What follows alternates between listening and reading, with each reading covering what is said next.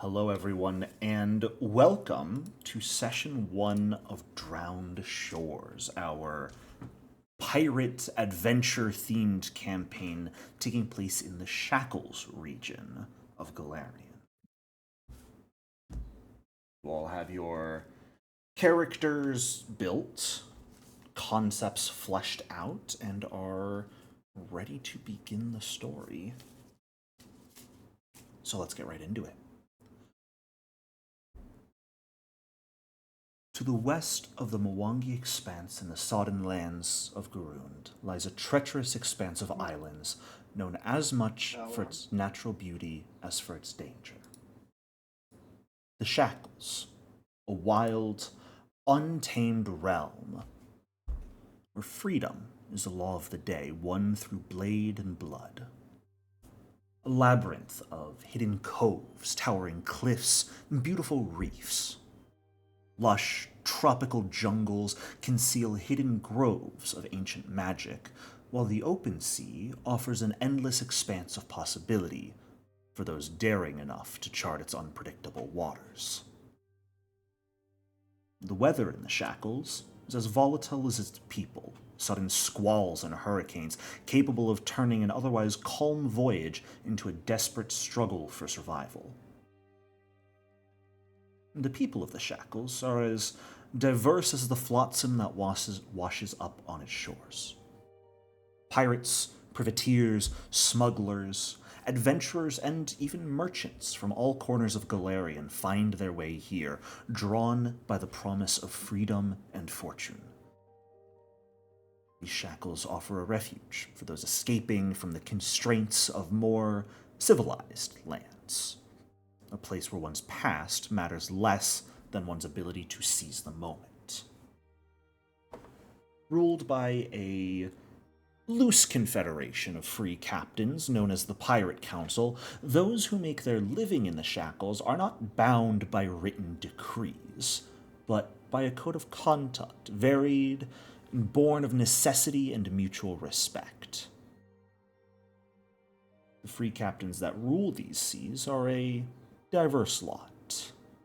From ruthless cutthroats to cunning smugglers to wealthy merchants, each brings their own brand of leadership to the ever-shifting alliances and rivalries that define politics here in the Shackles. And yet more captains arise every day, hoping to make their mark on history and join their ranks of legends, the most powerful captains to sail these seas.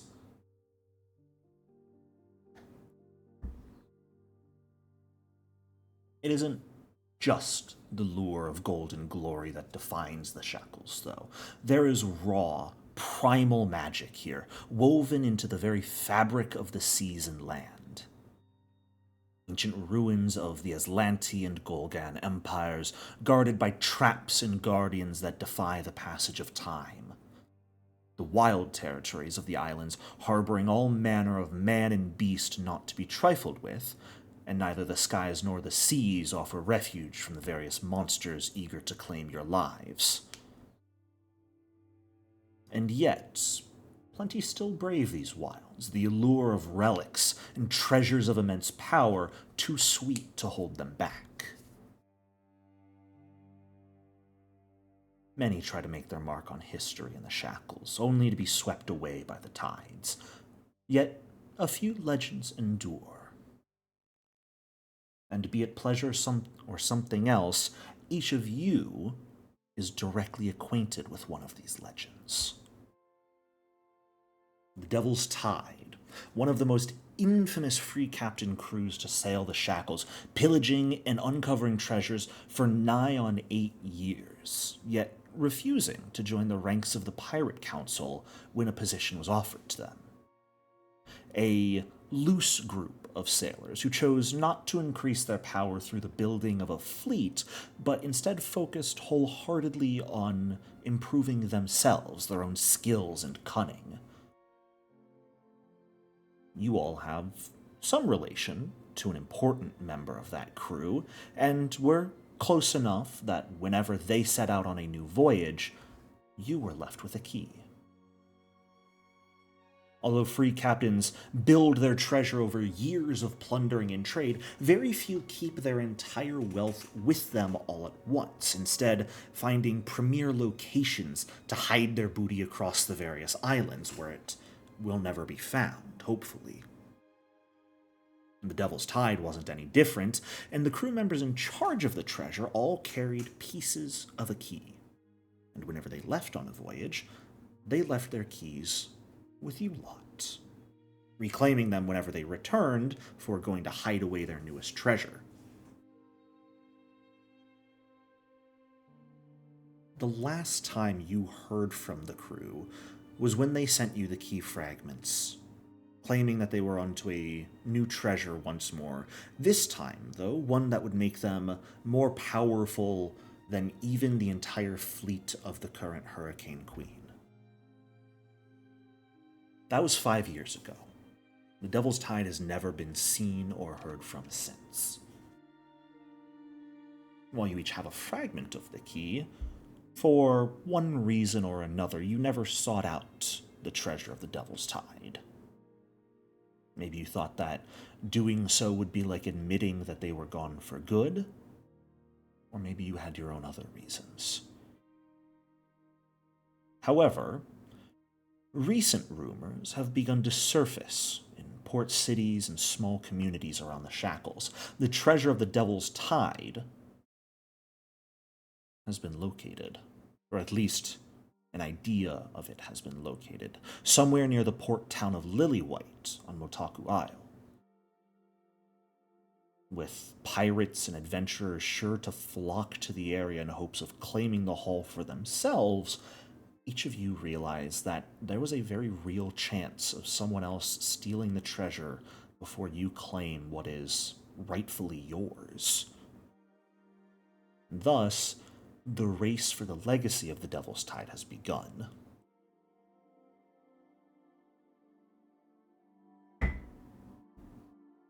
Our story does not begin within the town of Lilywhite, though. Instead, it begins in the hold of a ship.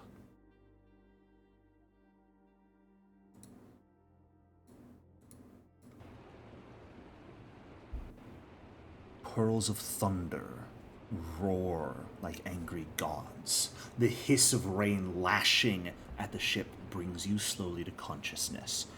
A sharp, throbbing pain radiates from the front of your head.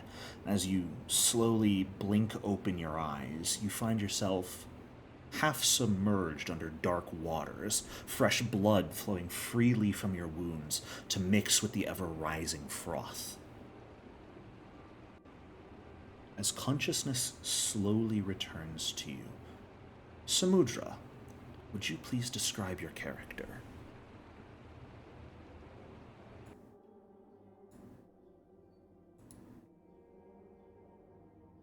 You're muted.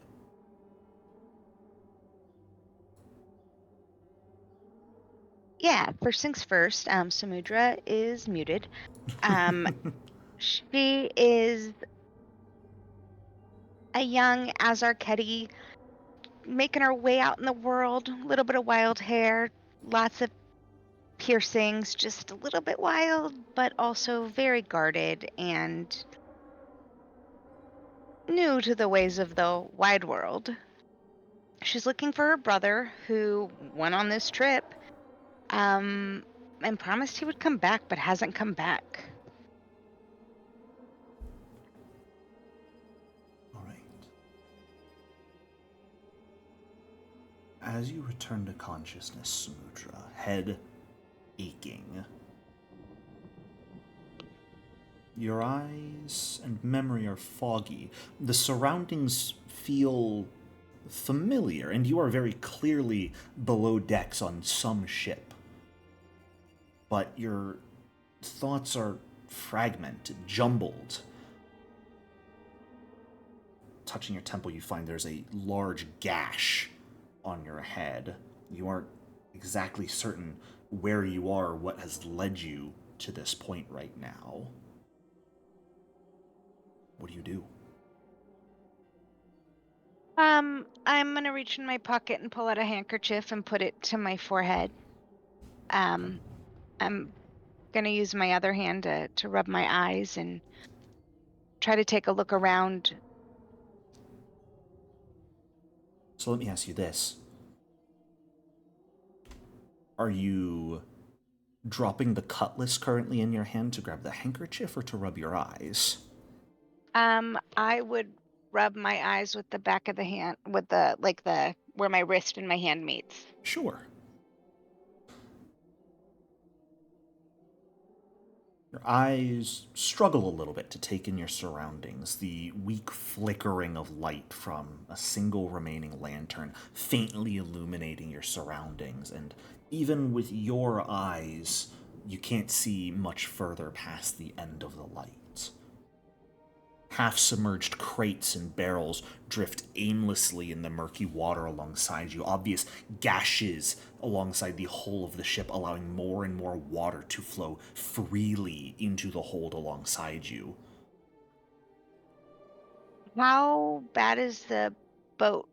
Like, how bad are the seas for us inside the boat? Things are not good. You don't exactly see everything that's going on, but based off of the wind and the rain and the thunder you can hear, you are very obviously in the midst of a very bad storm above decks. Um, I will stand up and try to steady myself. Sure. Kind of. When I stand up, does my vision clear? Do I have any better sense of my surroundings? It clears a little bit.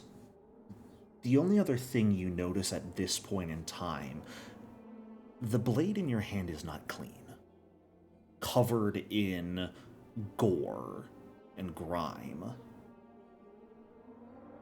and a body lies in the water right alongside you, torso and head savaged by what would have been heavy blows with a blade. Blows that you instinctively know you performed. Is it a person? Oh, yes. Hmm. Um, well then I would probably make my way as well as I can to the stairs. Okay.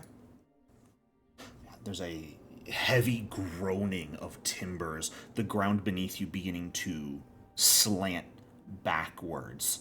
The ship's beginning to sink. But make your way towards the ladder, actually, that leaves above deck.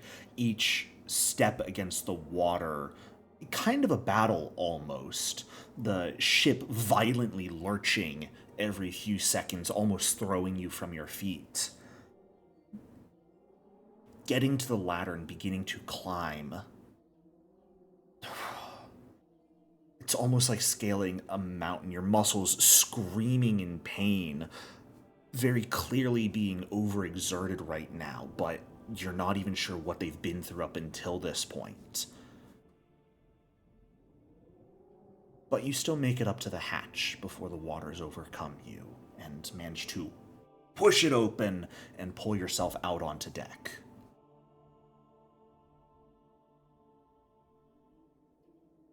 And you are immediately hit with the full force of the hurricane that the ship is currently in. Rain lashes at your face like icy needles. The howling wind roars in your ears. This whole thing threatens to tear you from your feet. What do you do? Am I alone? Give me a perception check. First roll of the campaign, let's make this roll a public one. Ooh.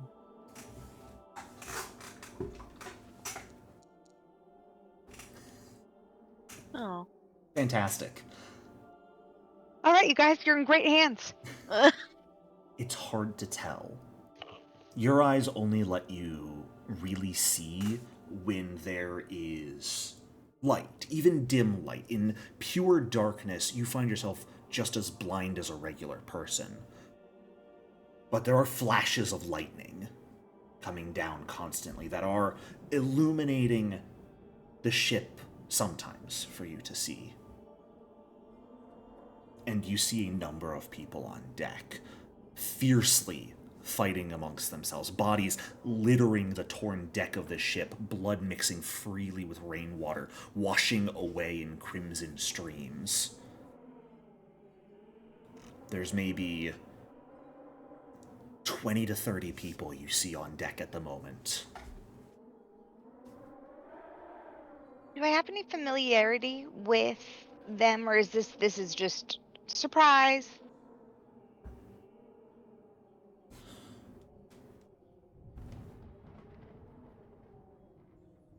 As you think about this and try to focus on them, there is a lancing pain through your head.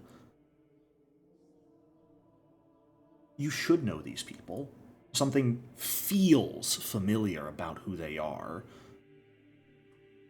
The longer you look at them all, the more a deep, deep sadness grips at your heart.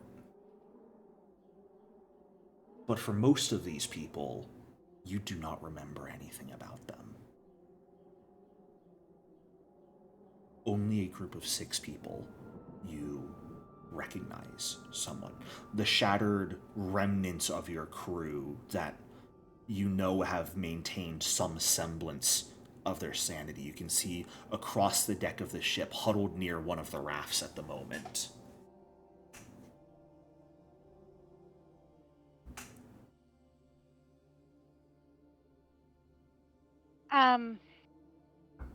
What's between me and them?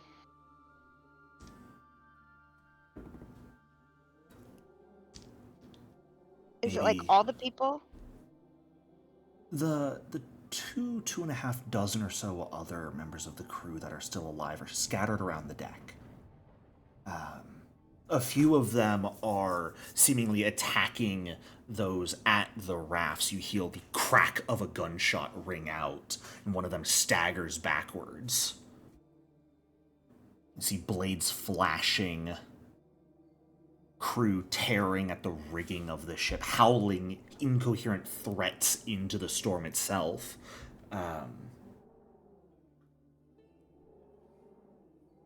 You have an If almost straight shot towards them. if River's there, that's why I would go first. If River's not, I would go to the person who is closest to me, who's most familiar. You do see River over there.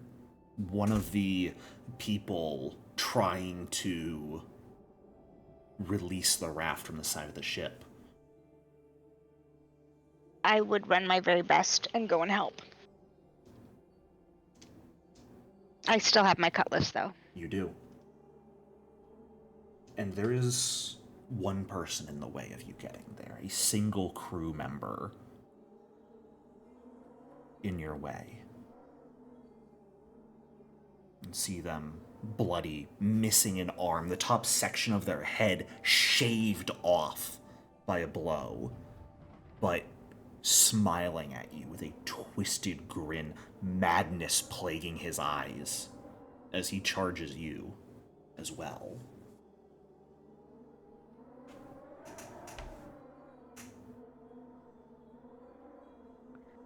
You try to avoid him, you could fight.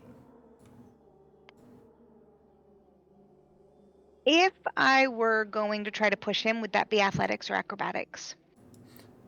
Athletics would more for be to try and shove him out of the way. If you're just trying to dodge, acrobatics or a reflex save would be more applicable. Okay. You could also make an attack roll if you wish to fight.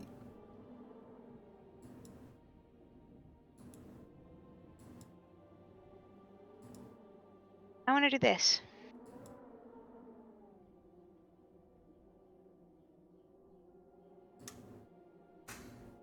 Is he an ally? Does it count? If you consider him an ally, you absolutely can. As you manage to see this coming, use your other hand and reach out and grab just a chunk of the rain and condense it into a ball, throwing it at his head, hoping to awaken this person from whatever trance they're currently in.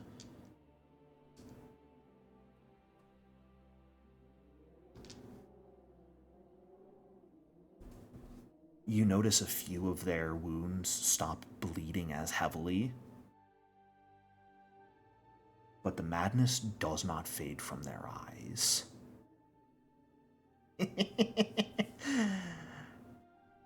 Captain, empathy is not the right thing right now. You should know that.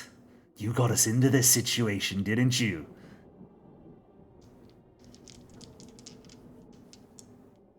I am gonna give my most half terrified, half empowered, like guttural kind of scream into his face, and then I'm gonna try to roll away. Because I don't know what's going on, but I don't like it. Absolutely. I am going to ask for a reflex save because at this point he is swinging his cutlass at you. Reflex public? Yes. Okay. As the cutlass swings down towards you, you manage to quickly roll to the side, just using your own blade to knock his aside. There's a moment of clarity, Samudra. You know yourself. A cutlass is a heavier blade, and not one that you've ever practiced with, that you can remember. But this feels familiar. It feels right in your hand as you just instinctively knock his cutlass to the side as you dodge and are able to just keep running past.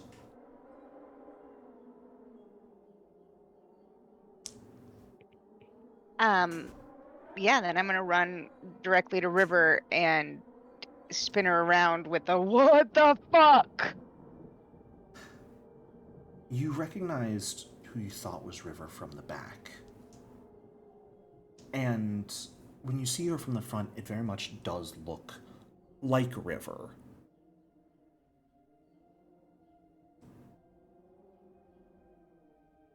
Something feels off. But you don't really have time to reflect on it. As the ship heaves again, groaning, a terrible cracking sound booms out from the main mast. One of the other individuals, they're not River. Captain, we need to get the boat down. We need to get into the water. We need to get away. There's no saving the ship here.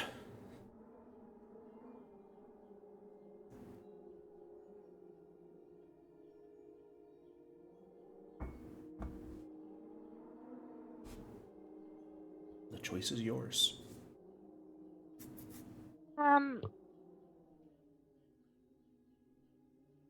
I think I would default into captain mode and switch my attention from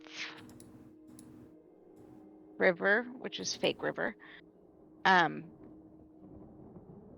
to what needs, like, I don't know how to fix this. Would I have that instinctual knowledge of what to do next? You do. Absolutely. And it would take mere moments at this point with your help to release the raft from the ship. Make it so you can all start getting into it.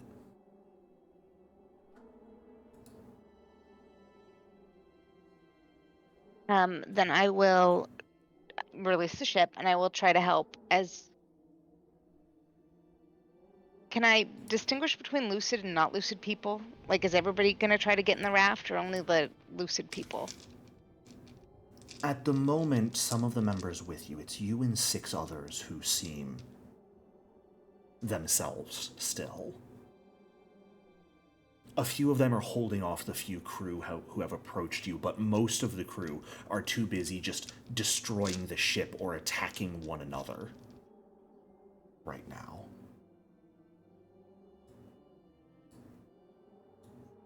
I'm gonna look to the six others and um just kind of look slightly terrified and ask, what's going on? What do we do? How do we fix them? Captain, they're too far gone. If we need any chance, we need to get away now. I'm gonna hesitate almost inappropriately long because I still feel, I don't know, a duty to my ship, to my crew. Um, Once everybody else has gotten on the boat, I'm gonna take one last look and I'll get in. Okay. 7 of you get on the small raft, hits the waves below, begins to float away. And it isn't just you, but all of you who turn back to look at the sad remnants of your ship. You watch as the final mast falls, its weight causing the damaged ship to finally split apart, sinking slowly below the waves. A final lance of lightning strikes the bow of the ship, and you get one final look at the vessel you spent so many years crewing. Crimson letters of its name, faded with age, yet still bringing that hint of pride to you. You watch as the Devil's Tide succumbs to the abyss and sinks.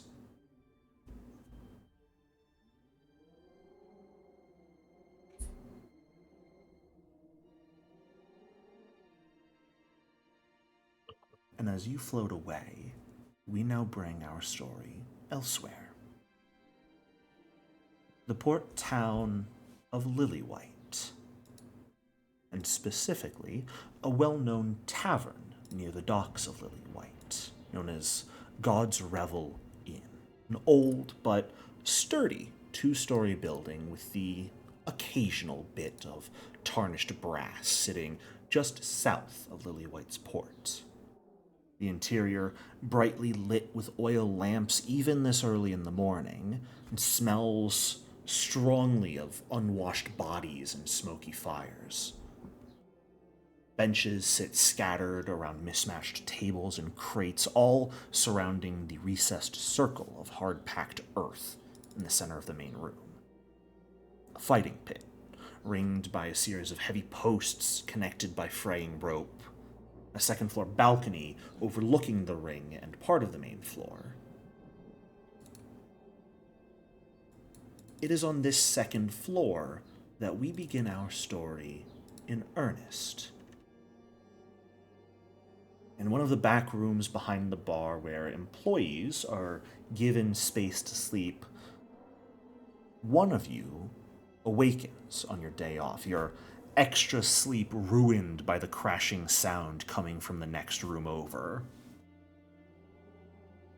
River, would you please describe your character? Well, River presents as a female tiefling. They have very strong-looking horns, and they are bejeweled, and they jingle whenever they walk around, and it's all over quite elaborate. Um, they have mismatched eyes, which comes as quite a strange feature to anyone familiar with the Nephilim. So one is a bright gold and the other seems an almost vibrant sea green. They have various tattoos all over their body, um, and they seem to dress quite comfortably given the climate. And they have a prized possession, which is a trident. However, It is posted up on the wall above their bed. But hearing the commotion, they kind of crack an eye open. Ugh. What the fuck is happening now? Oh. You know the room in which you sleep. You know you share it with Lila, one of the other barkeeps here at God's Revel. You also know that the room you just heard the sound from is the upper storage room, where you've been secretly, quote unquote secretly, only Roderick the boss doesn't know that they're there. You've been letting your newish friend Samudra sleep. Oh, fuck.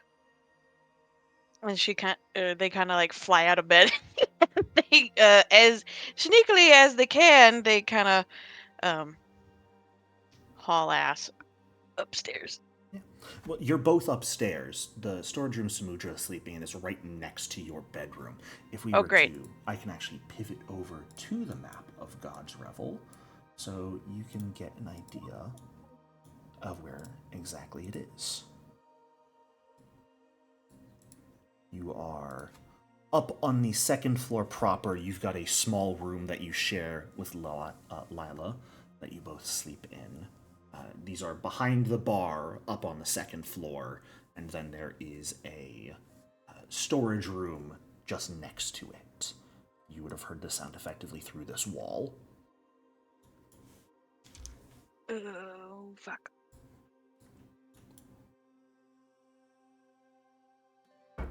I'll go ahead and put people on the map so they can also get an idea of what the God's Revel Inn looks like, I suppose. But, I was already seeing it. oh, well, would you look at that? Ooh. As they kind of like pass behind the bar, they kind of like wave at whoever's out there. Like, hey, good morning. Don't mind me. There's like 5 or 6 others out here. Lila is behind the bar already. A young elven woman, short, curly red hair, ever present smile, but she just kind of looks at you, looks at the door, and raises an eyebrow.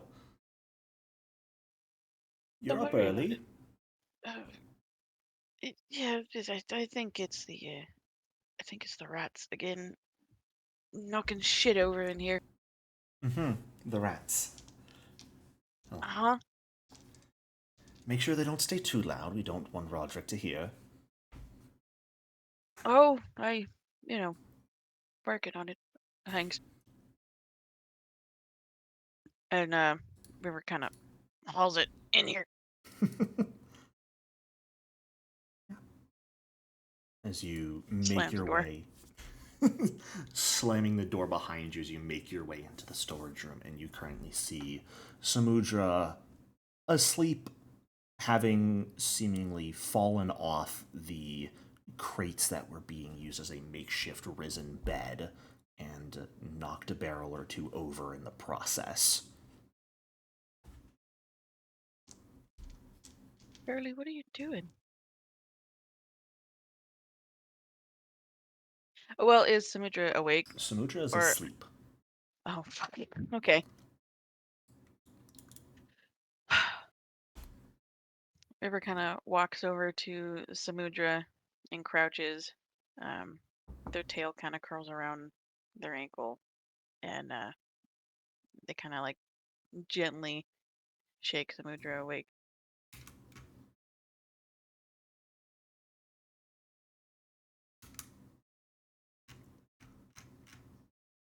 Hey.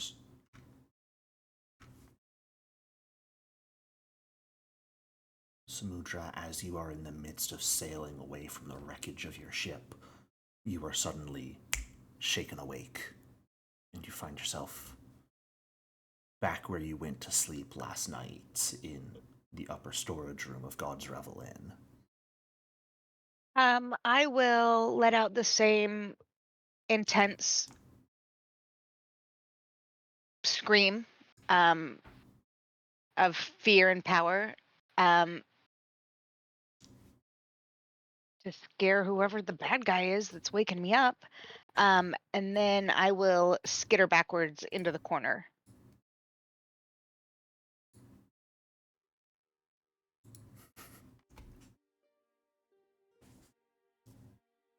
River, you have just been screamed at.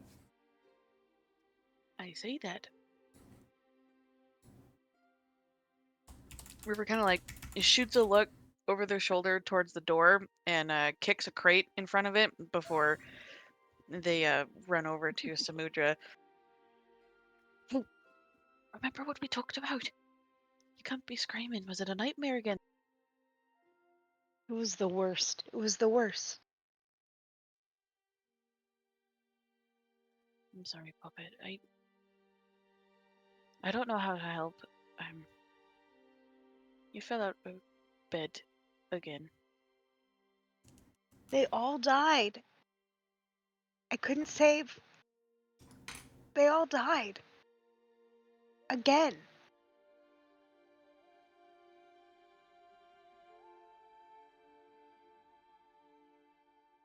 I don't know if I have anything that I could say to make it any better. Aside from it was just a dream, but that doesn't really help a whole lot. But you're here now. I'm gonna reach up to hug you, but my arm's gonna be shaky like I fought the real fight. Sure. And River immediately wraps up Samudra in a tight hug. River, can you go ahead and give me a medicine check?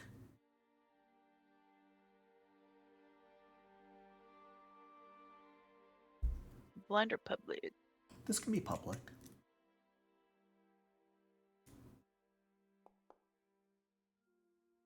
Okay. You know this is not the first time that Samudra has had a dream like this. In the short period of time you've known her, this has been a common occurrence. This time, though, something seems different. Her hands feel a bit rougher, as if there are calluses on them that weren't there prior. You look at her head, you can see on her temple above left eye is a very thin line of blood as well. Shit. Probably knocked your noggin something good when you fell out of bed. I'll reach into my pocket and pull out a handkerchief and hold it to my head. You know I can kind of fix that, right? I will look at you slightly expectantly and slightly, like, kind of dejectedly because I don't want to be a bother. And clearly, I'm quite embarrassed that I have now fallen out of bed and I'm in the corner and recognize that nothing is wrong and I'm just clearly having some sort of anxiety attack because that was an intense dream. Oh, darling. River kind of smooches Samudra's forehead and then summons a little heal spell. Absolutely.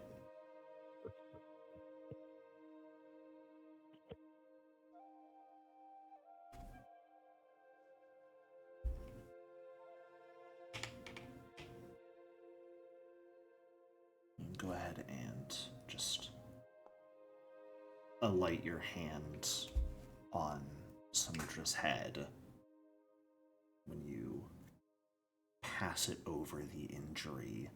A little bit of white light just sort of passes from your fingertips towards the cut. As it passes by, the cut fades from existence. The blood sort of pulled back into the flesh from whence it had fallen out. See? All better. I'm gonna give you a aggressively too hard hug, and then in the middle of the hug, kind of stiffen and stand up and brush myself off and get my head back in the game. Don't have to be embarrassed. What do you say? I don't work today. How about we go down to the cove or just outside the pier and go take a dip?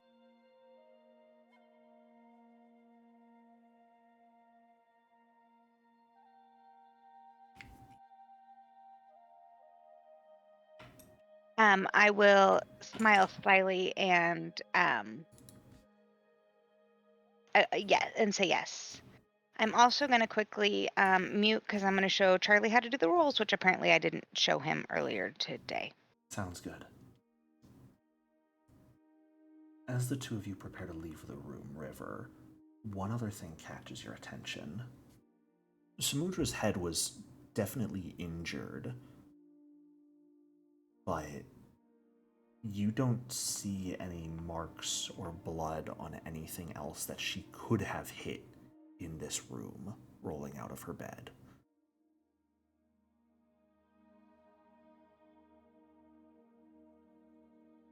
I think River will think that that's some fucking crazy ass night terror. Fair. As the two of you... But oh, they go won't ahead. say anything else. They won't say anything else. They'll kind of I think does the window open? It does. Okay, cool. So that's how they sneak out. It's probably how you got her in and out the first few times until Yeah. Iman caught you, and now you probably just go out the back door. Okay. Iman is the cook here. Roderick, the actual owner, is really the only employee who doesn't know that Samudra is here. So, most of them are fine with Samudra. Great. So, All right. Well, River kind of kicks the crate out of the way of the door that they had previously done, and they kind of guide her out of the tavern through the back door. yeah, absolutely. You head down the stairs as Lila just sort of nods to you. Enjoy your day off. I get the next one, you know. Don't work too hard, darling. I'll be back. Oh, please. You know I'll make more coin than you would. Oh, a challenge, huh? I, We'll see. We'll see about that. Lila is a known pickpocket of customers. Oh, great. I guess that was more of a funny haha. Yeah, she's We'll see about absolutely that. going to continue stealing from people. Yeah, that's understandable. River doesn't give a fuck. As you head downstairs, first into the kitchen, you find Iman there, a pretty burly orc, broad frame, about 6.5 feet tall, but one of the best cooks you know. Makes delicious, delicious meals. And he's already got breakfast sort of going already as the two of you come down. And he just sort of looks at you, smile on his face. Heard some thumping going on upstairs this morning. Everything all right? Oh, yeah. Sammy just had a little bit of a nightmare, but it's nothing serious. All right. Well, enjoy your day. Got some food ready for the two of you. Just take it with you. Try not to waste any of it. My favorite person I've ever met in my entire life. I know. And they kind of wrap up the food and hand some of it to Samudra before they lead him out. Sure. Before I forget, Roderick wanted me to remind you, Melee's in 2 days, and we are definitely going to need your help here then. So, I know you asked for a vacation, but we kind of need all hands on deck.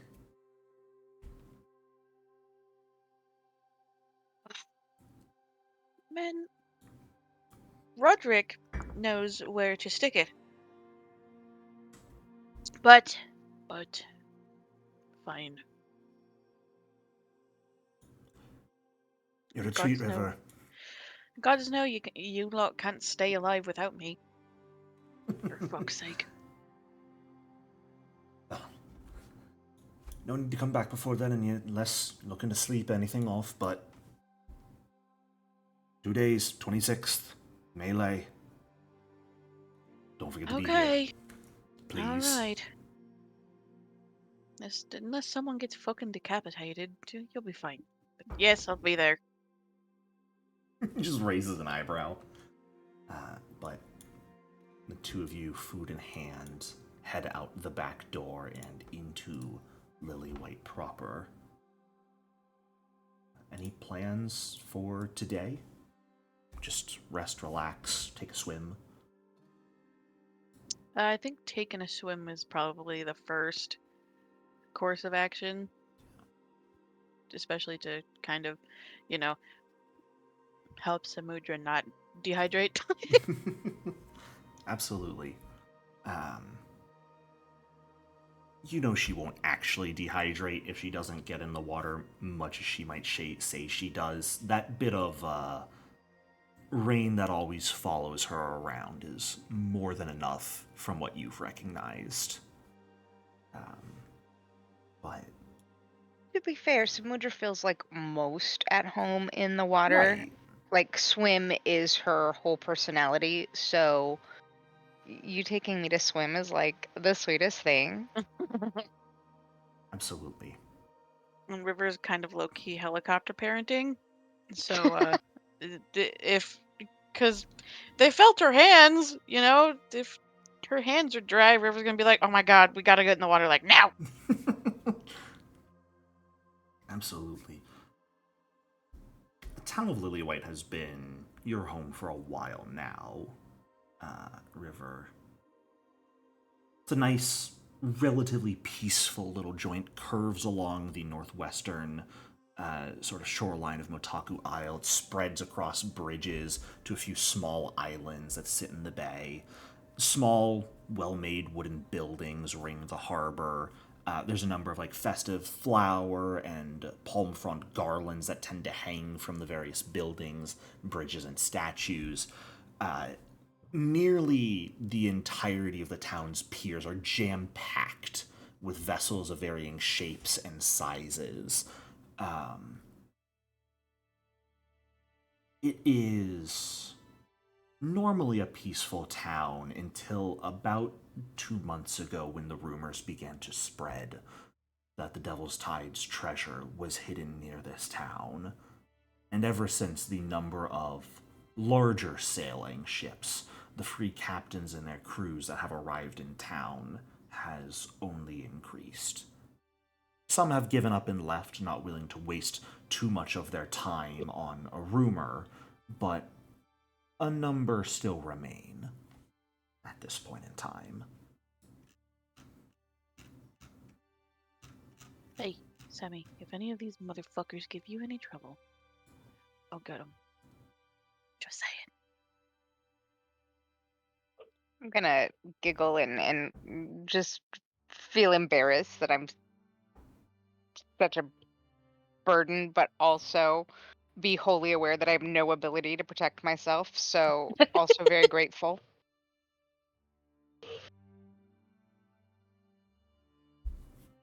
Oh, could River have Randa go get her trident?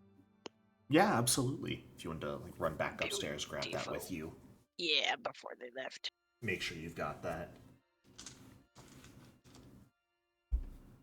Two of you head out towards the docks in the ocean. Even early in the morning, it's maybe 8, 9 a.m. at this point. The dock is already an extremely busy place.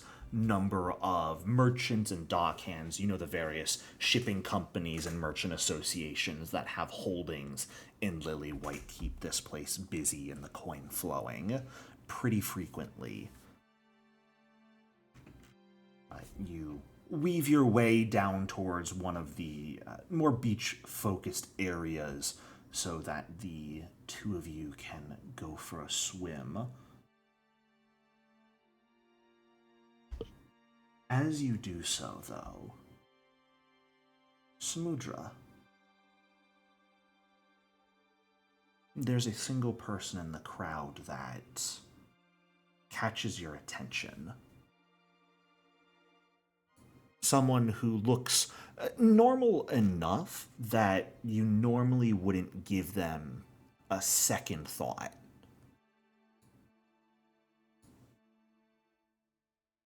If it weren't for the fact that you saw them in your dream last night, the dreams you've been having the last few nights, one of those 6 people that got on the ship with you. I will fight the urge to not immediately vomit, and I will reach out and grab River's hand and freeze and dig my nails into her. Well, what? What's wrong? I know him. It's a him, right? Yes. I know him. Who? What? Huh? He was there. He was on the boat. Which him are we talking about? I'm gonna be staring, but I'm still not gonna move. Sure. I think at this point, instead of having you try and describe them, Kinriel, would you describe your character to us, please?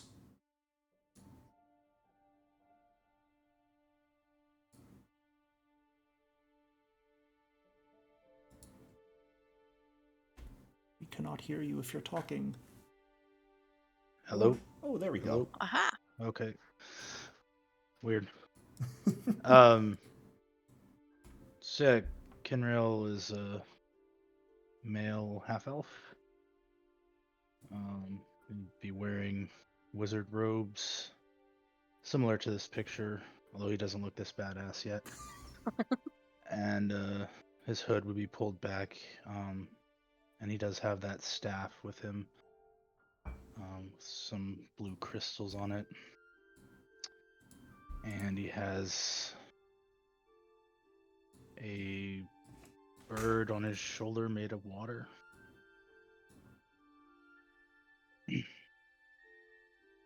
Yeah, that's what he looks like. All right. You've been around the docks so far this morning, and realistically around the inner part of Lilywhite the last few days, but decided to start your search at docks this morning. You've been speaking to a number of different dock workers, some of the merchant associations, trying to find the house that once belonged to Rosalie. Go ahead and give me a diplomacy check for that. Oh boy, starting untrained. Fantastic. That tracks. All right. Tell me where she is now. Where's Rachel? You are asking around about an individual who hasn't been seen in a minimum of 5 years. The number of people who have been here that long is few. The number of people who are willing to give information to you about this person are even fewer. So, you very much sort of meet a lot of the same struggles you've met the last few days of asking around. There's a lot of people who claim to not know who you're talking about. There's a lot of general resistance when people seem like they might know something. There's a lot of what's it to you you get. Every now and then you get, oh, you know, whoyoucall-it, you know, Marina used to know it, but she's moved away or she's passed on by this point in time. It's a lot of dead ends you keep getting that you reach.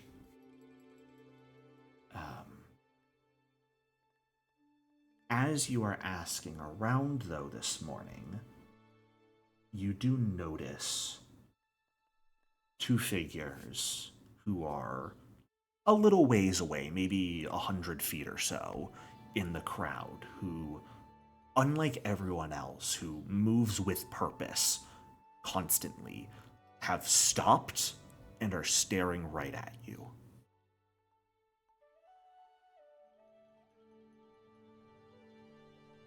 Okay.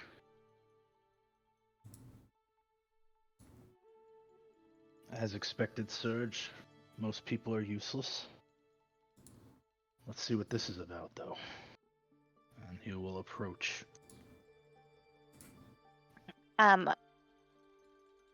Samudra will match the speed of your approach, backing up. Okay, I'll stop when I River's- see that. River's arm is like yanked backwards. Because I'm assuming that she's still holding their hand. Oh yeah, absolutely. I'll put the staff on my back and hold my hands up. How crowded is it out here? There's a decent number of people on the docks. I'd say at the moment, you guys are on the eastern side of town. There's maybe 2 to 3 dozen people around. Okay, I'm not interested in causing a scene. You're not? That's a shame. We'll start shouting at them. I mean, there's a lot Right. of shouting that goes on between the various dockhands, so shouting something out wouldn't necessarily be seen as causing a scene. Did I do something? I will squeeze River's hand almost, well, probably to the point of blood. Like I complete fear frozen. River kind of like quickly yanks their hand out of Samudra's as soon as they feel the blood pool, because River's blood will absolutely fucking kill Samudra. So Thank before you. that before that happens, River just kind of like wipes their hand on their pants and kind of nudges Samudra with a shoulder, just like a quick little shoulder nudge. Maybe we should talk to him.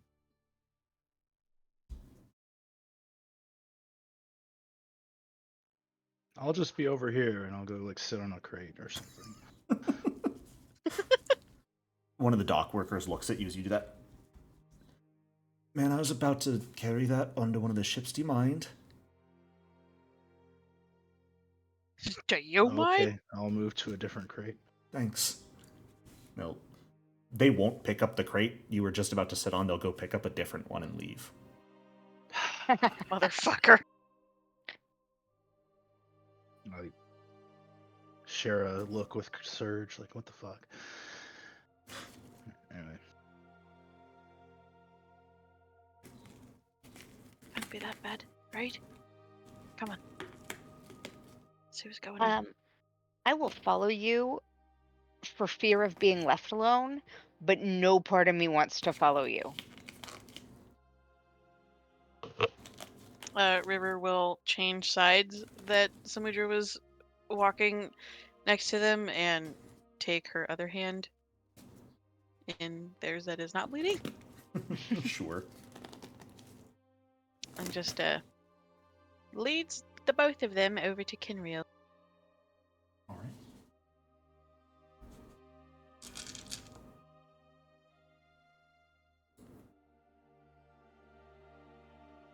Hello. Morning. Sorry about the awkward staring from across the docks here. Oh, that's okay. Would you believe you're still the nicest people around here? Fuck yeah, I believe it, God. Some of these people here are right assholes!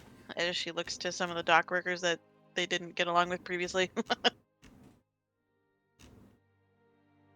A few of them look at you in return. Some of them, like, say a curse in your direction. One of them spits on the ground. Most people are friendly here. These are more, you can tell, the people that have come in like the last 3-4 months or so who are still kind of new to things and know don't piss off the barkeep.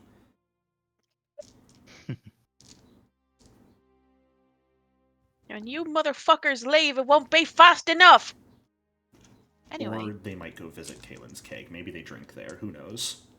Yeah, well, barkeeps stick together.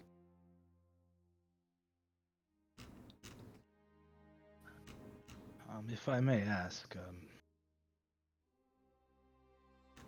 why are you looking at me that way? Well, you see, that's a little bit of a funny question, not for me, but they kind of look over their shoulder back at Samudra. Feeling all of a sudden quite seasick, I'm gonna throw up on the side of the street. Right. This is doing wonders for my confidence. You look like someone that she might have known. We were just coming over to say hi. Just in case you two were previously acquainted. I will look at her just to see if I recognize her. Give me a recall knowledge roll. I was actually going to ask if I can also do one. Do I remember his name or anything about him? Absolutely. Awesome, thanks, boss. I also should have asked this in advance, but where does everyone keep their astrolabe fragment? River wears it around her neck. Okay. It's like a little necklace. Mine would be in my puzzle box, I think. Sure. As long as I still get the benefit from it. Yeah. Okay. I cannot Alistair's- open my basic action macros. Why Are is they that? Same. broken right now? That's Where's the game crazy. paused? Oh, mine are busted too. All right. no. Go ahead and just drag them off your hotbar. Right-click and delete that macro. And Right. if you got, is basic? What? It's not in the compendium folder. Is it gone? No. No. Oh no. That's Yeah. no good. Did you not turn it on by accident when the update happened? Should be turned on. How do Some I of the find it things again? are a little wonky. Well, it's not showing up in the compendium browser is the issue. Well, then go ahead, in this case, give me a blind society check. Alright. Character sheet. Man, that version 12 update really messed you up. Yeah. Which is why I reverted it back to version 11.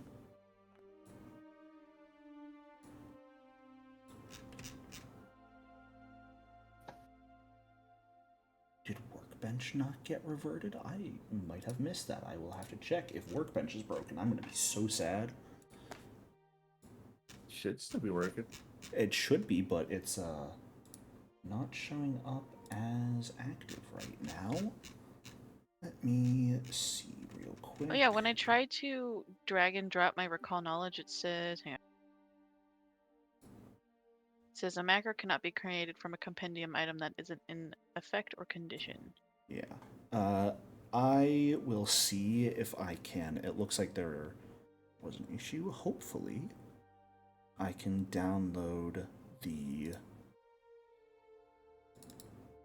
manifest for the previous version of Workbench after session, or I'll try it during the break here in a little bit and see if I can get that working. I'm very sorry, guys. I Totally fine. updated to V12, hated it, reverted back to V11, and I knew there was going to be something broken, and I thought I found the one broken thing, but it looks like Workbench is broken too. Of course. I'm just happy I can ping stuff now. Now that pinging works again, I'm so happy. Yeah. Oh, You guys that have- was gone too. It was not working Yeah, yesterday, and you have no idea how oh bad my it was. God. It was awful. Like, we couldn't even tell how far we were moving. We had to manually do math. God.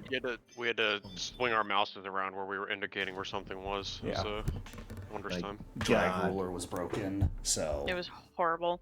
it's You rolled 20 at that point. right. So we're glad it works. That's sacrilegious. Stop. Yeah, even with no modules, this at least has better automation than Roll20. Okay. And Samudra, where do you carry your astrolabe fragment? In my vest on the inside, Okay, over my chest. sure. Alistair's would be attached to the hilt of his Chris. Perfect.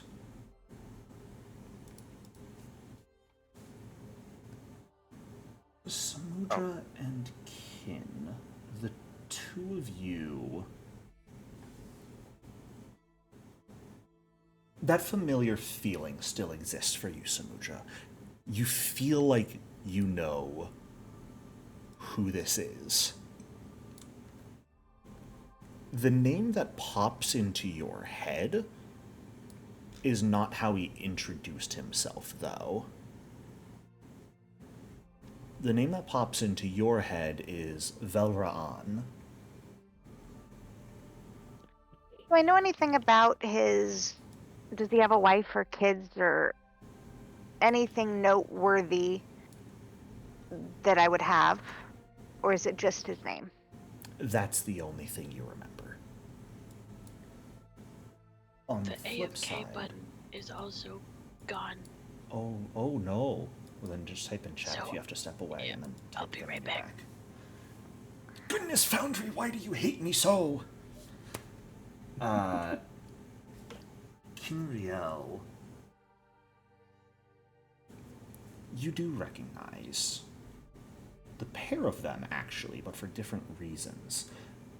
Namely, that in your communications with Rosalie a long time ago, she mentioned in passing some of the other people that they were going to drop off the key fragments to.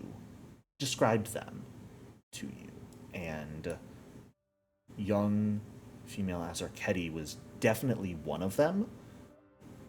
And while you're not sure if you recall River being described, the fragment of the astrolabe that they wear around their neck is easily recognizable to you. Hmm.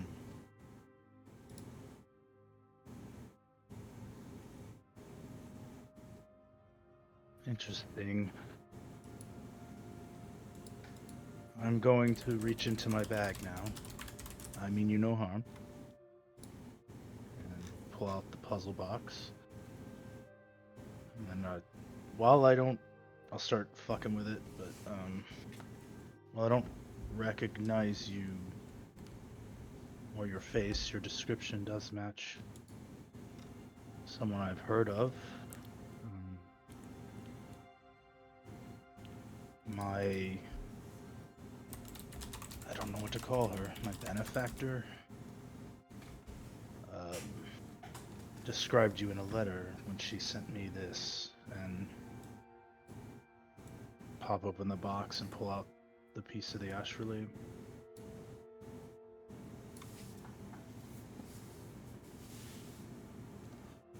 Reverse I'm gonna- stepped away, but you would absolutely know that, Samudra. I'm gonna say his real name, as I know it, and say, like, I'm gonna say, I know you. And I'm gonna look at him super confused, expecting him to solve this for me. I believe you might be slightly confused. My name is Kinrael. My benefactor is Rosalie Velra'an. She was a member of the Devil's Tide crew. Does he like stage whisper that as he's talking about it? Yeah, like I don't want anyone to overhear the He Devil's also, Tide part of that. while you were gone, River, he pulled out a fragment of that same astrolabe that you wear. Oh shit.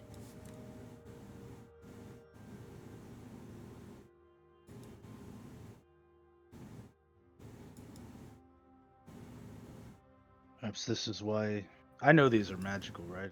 Yes, Okay. absolutely. Perhaps this is why you feel like you knew me. We are linked in some way by these objects. Jericho, how well do I remember the dream? Is it like super clear or is it foggy? I leave that up to you. How well do you think Samudra would try to remember these dreams?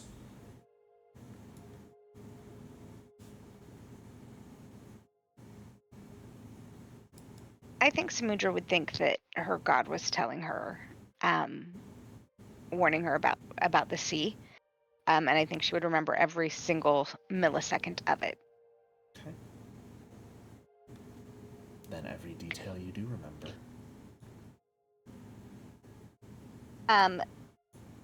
Then when he says Devil's Tide, I'm gonna shudder a little and kind of pull River down,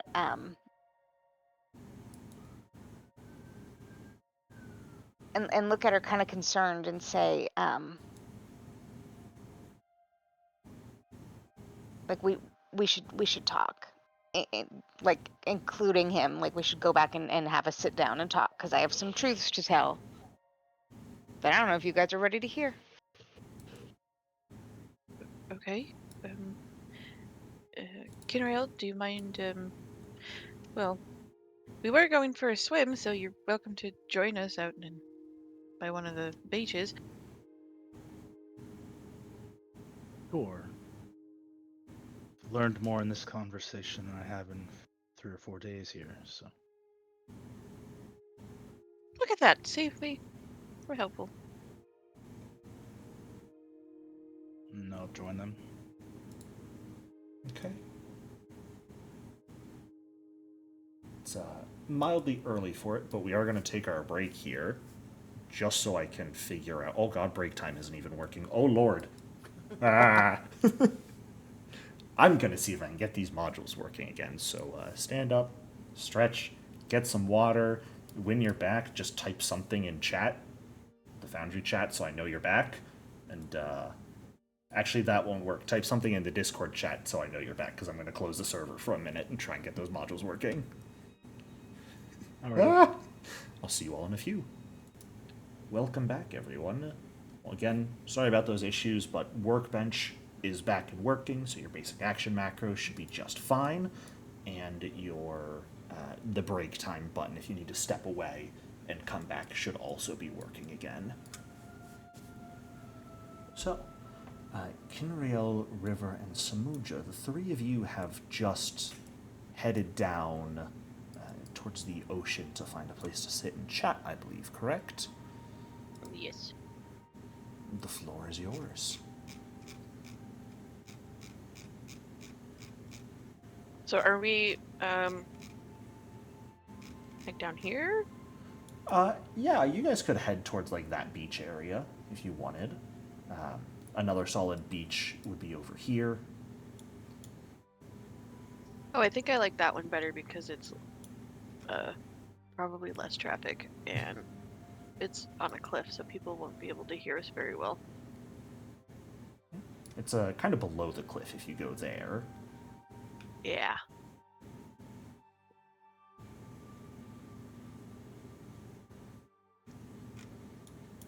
All right. So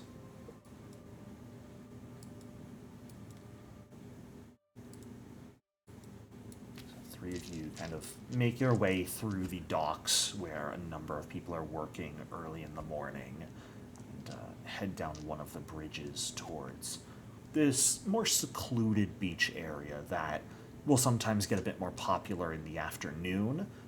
Very common place for parties to be held, but especially early in the morning like this is relatively empty. I'm going to take an uncomfortably long amount of time to start speaking. And then I'm going to say, I know this sounds crazy, but I dream about you. That's what And- your nightmares are about? And I'm going to look at Sorry. him expectantly. And then I'm going to look at you, River, and I'm going to look back at him.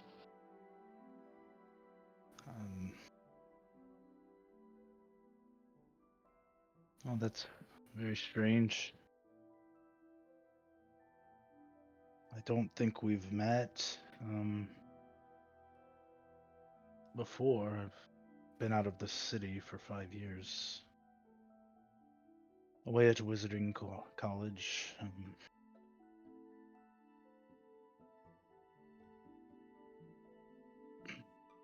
I came here to try and find. I don't know if Rosalea left any kind of notes about where they went or their treasure anywhere in her home. Which I seem to have forgotten where that is.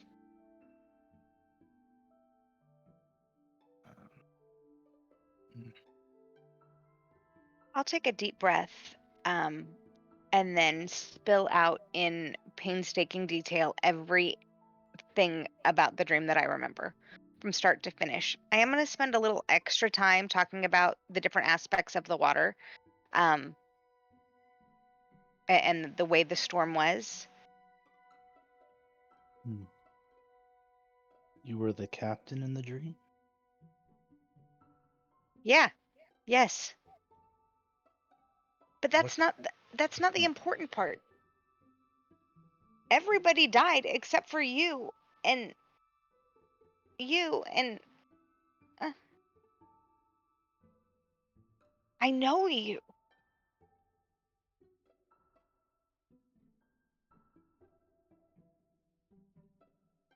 Out of curiosity, was I wearing these clothes in your dream?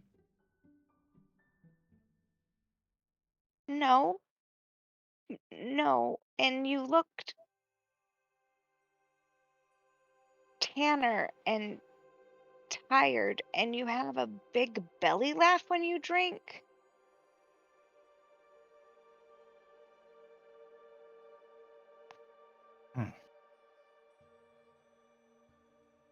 Does that remind me of anyone, Jimko? Do you have a belly laugh when you drink? Because I just made that lore for your character. Oh. Or-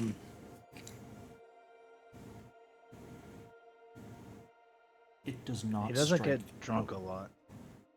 Oh, go ahead. I was just going to say, it doesn't really strike any chord for you, Kin. Okay. I very rarely get drunk. And I don't clock my own laugh when I am. Perhaps I do have that laugh. I don't know.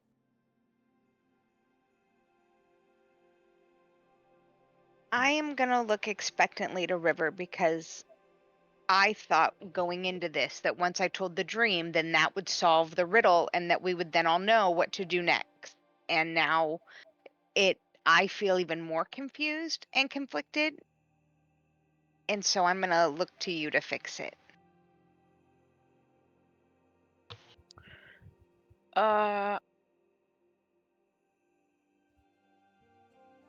Productive.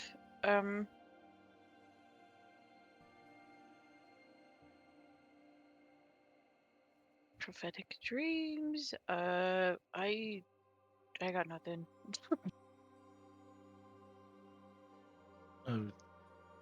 If in her dreams, or your dreams, sorry, you see the ship, the Devil's Tide sinking, then it might be a vision of the past.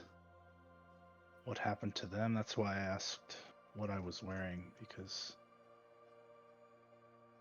perhaps you were interposing us on top of who was actually there. Then I will describe in detail what he was wearing.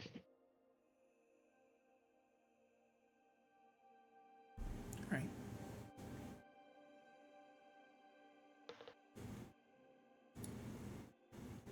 Above table, do we all know about the astrolabe pieces? You all were given a piece by the person you know, sent to you by them, and you were told it was a part of a key that would open the treasure of the Devil's Tide.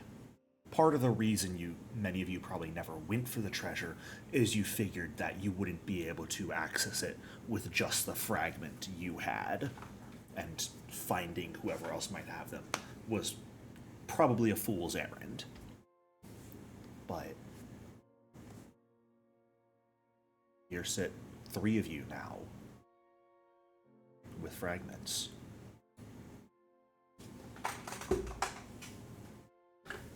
Well, River is sitting in the sand. They had long since kicked their boots off, and just wiggled their toes in the sand.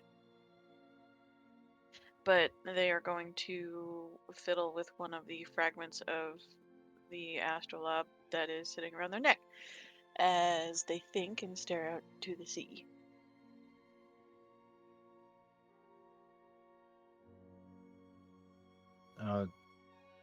So she described the clothing I was wearing in the dream. Is it something that Rosalea would have worn, or? From what you recall, it definitely sounds like the type of clothing that Rosalea would have worn, specifically after she joined the Devil's Tide, not from her time before that. That sounds like Rosalea's garb.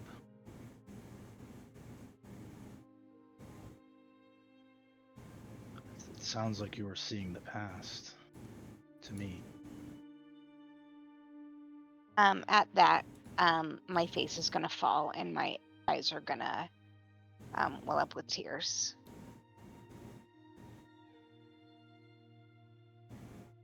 I wouldn't fret yet.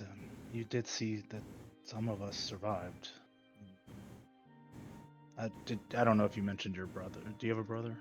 I have a brother. Yeah, okay. I don't know if you mentioned him, but sounds like some of the crew survived, at least Rosalea and whoever you were connected to. The captain, obviously.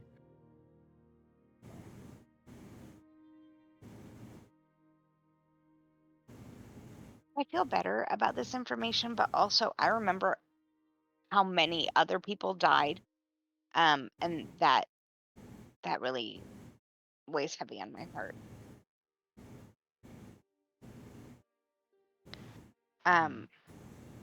My So presentation I will is called probably look at wherever nothing thing that River is staring at, and I'm gonna stare there too. Okay.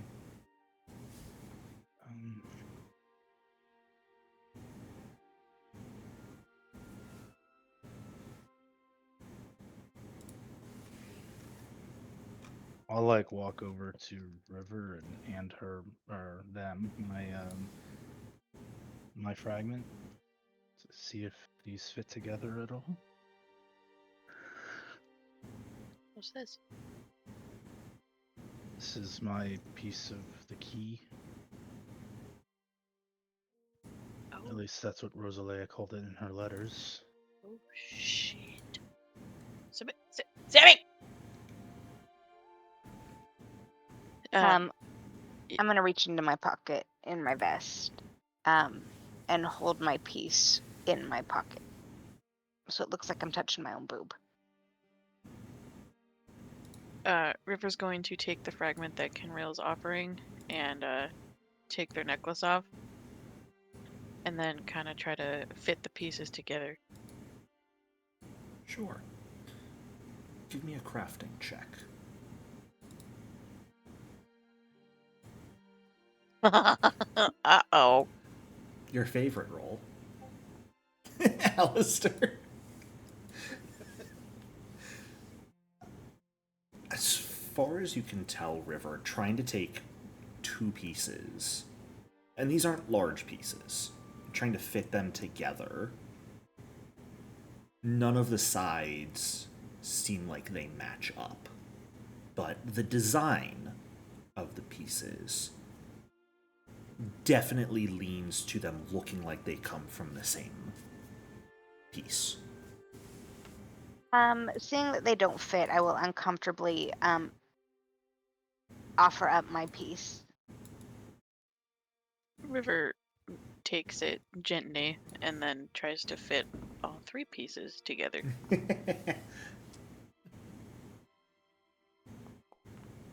I wasn't going to ask for another roll.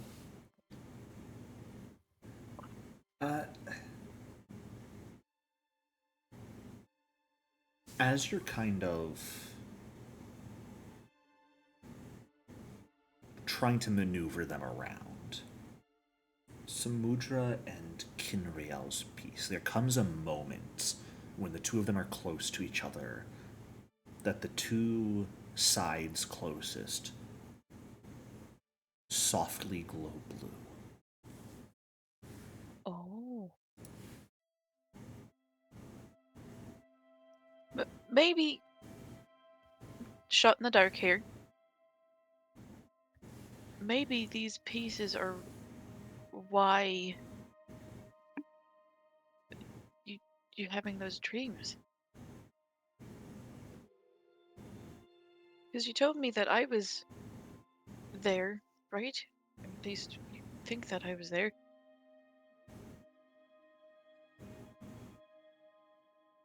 Yeah. Have you dream? Oh, go ahead. Oh, no, I was we were just gonna say that that they have a piece of the key. Kinrail has a piece and Sammy has a piece. We need to find the other pieces. I need to find my brother. Was this the first stream where you recognized me? No, it's always you. Okay.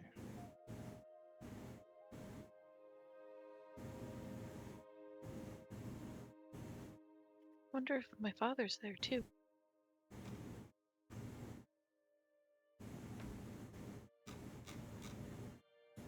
Does sound like all of them are together, wherever they are.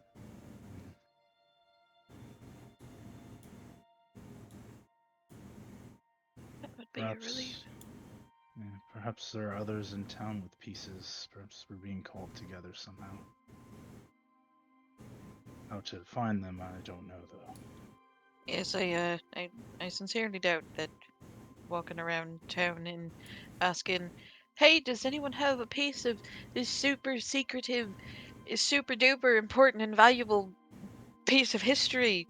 And people would, you know, give that up willingly. Yeah, I mean, it would catch people's attention for sure. And I don't really feel like getting mugged today, Well, actually. you've worn your piece and nobody's ever bothered you. What if we all wear our pieces?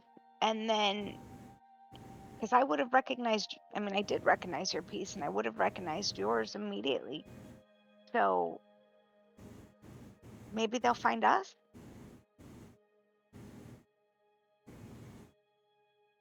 It's worth a shot. It's not too bad an idea. It's actually quite a cute piece of jewelry, so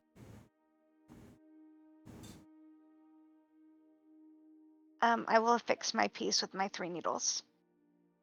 Okay. I'll River find will some...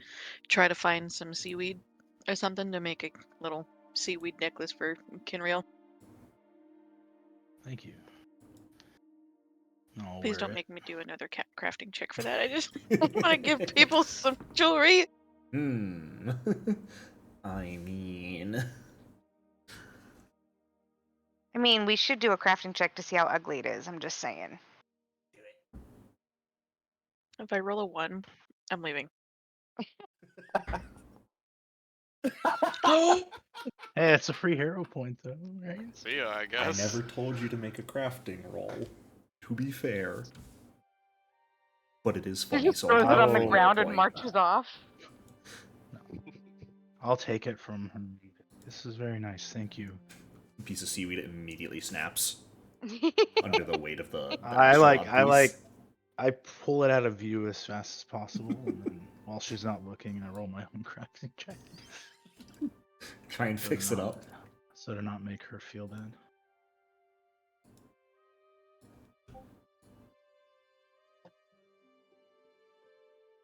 I'm sorry, them feel bad. And let me roll.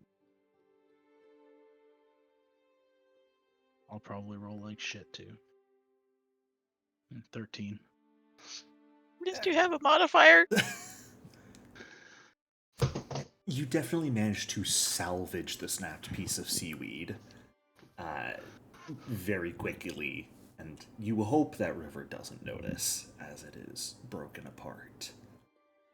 But with the three of you proudly displaying your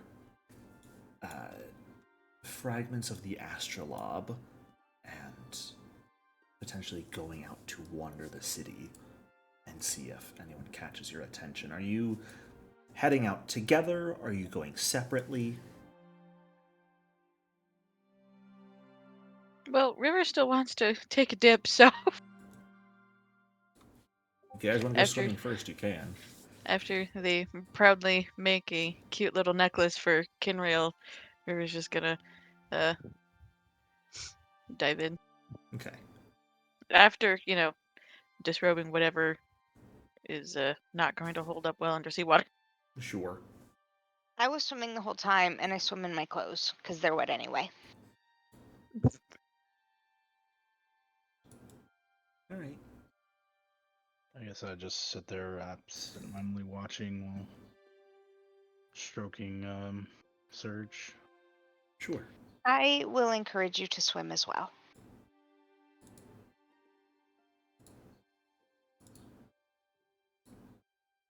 Very well. I will swim. See, we're best friends already.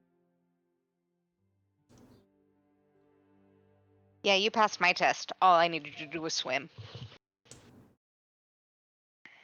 As the three of you go for a mid-morning swim, I suppose, before heading out into the city, we're going to pivot over to a different part of town.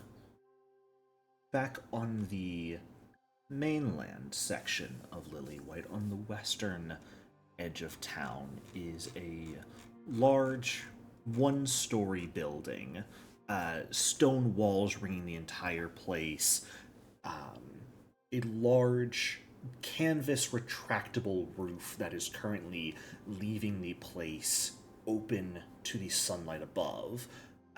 Various plumes of smoke enter from within, or exit from within, and anyone who gets close can absolutely feel the heat present in the air.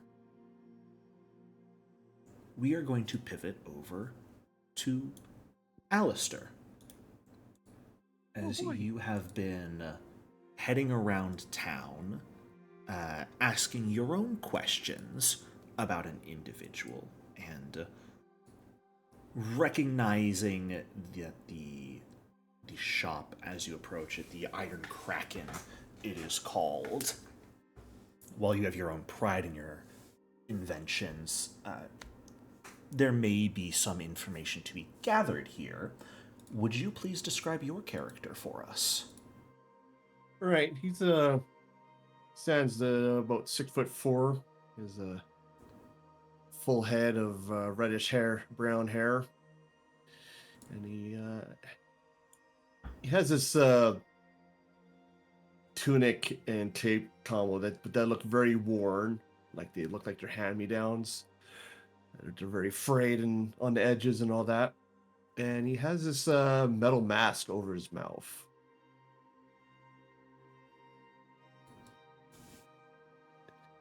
All right. He has lots of pouches and stuff hanging off of him under his cloak.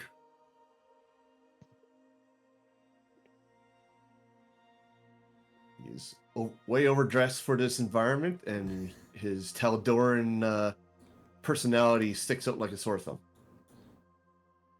Fantastic. Well, it is mid-morning. You got a pretty solid night's sleep last night, but your last few days of asking around after your uncle have not borne any fruit until you found your way over here. What would you like to do today? I think his objectives are twofold. He is, of course, looking for information about his uncle.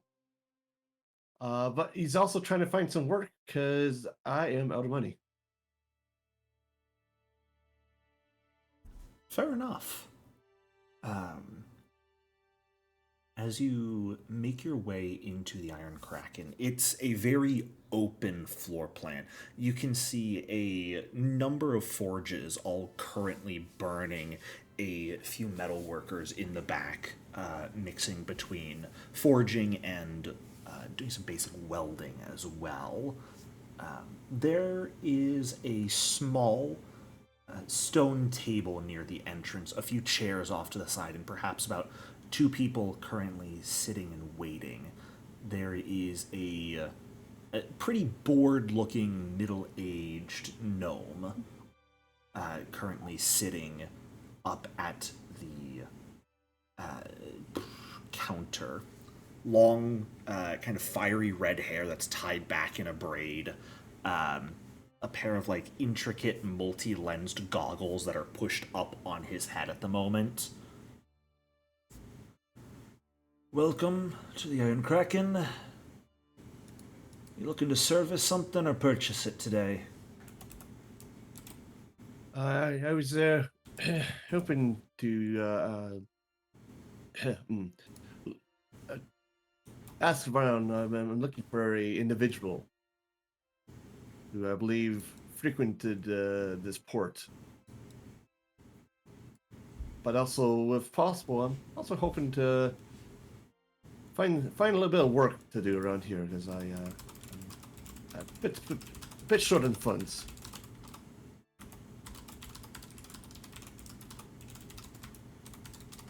The gnome gives you a pretty discerning look. How obvious are the various toolkits that you carry on your person?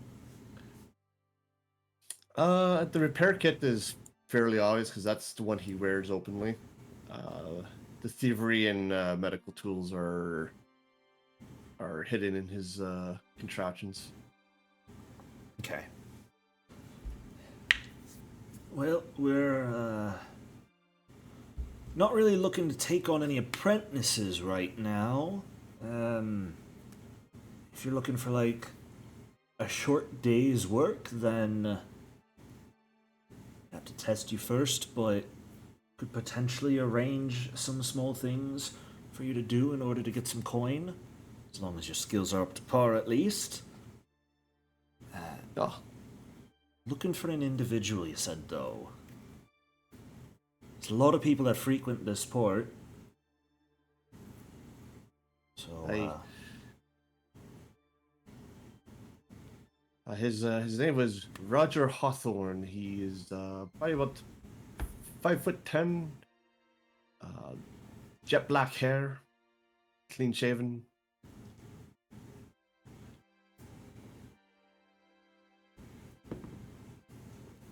I'm sorry to say,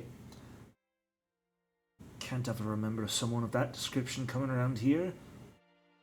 About how long ago would they have last been in port, do you think? It's hard to say. I lost contact with him some years ago, at least 5 years ago. Years. Hey, Osric! Looking for an individual. Came into port maybe 5-6 years ago, jet black hair, 5'10", something like that. Kind of calls over his shoulder. And a dwarf with a pretty muscular build, grizzled, kind of singed beard who's in the back, working at one of the forges, looks up. Nah, don't remember anyone like that. You sure they stopped around here or just looking to see if we know him in town? He was the captain of the ship he served on. I imagine he might have popped in here from time to time. I'll take a look at the records, see if we've got any sales slips from back then, but off the top of my head, I don't remember anyone. That's all right. I wasn't really expecting hairlock, to be honest.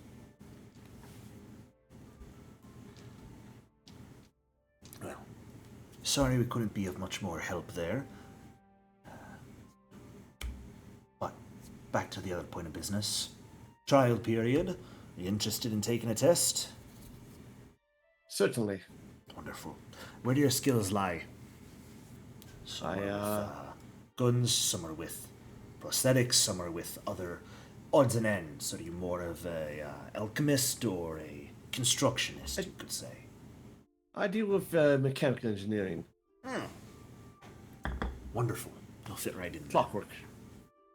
Clockwork. Ugh. Ugh. I think I've got a couple bits and bobs that need fixing around here. Follow me. I'll kind of Yeah, right. hop off the stool and lead you into the back of the shop. You can see that. Give me a either perception or crafting blind for me. Or if you have engineering lore, that would also work. Okay, engineering lore. Dog? Blind say. Yes.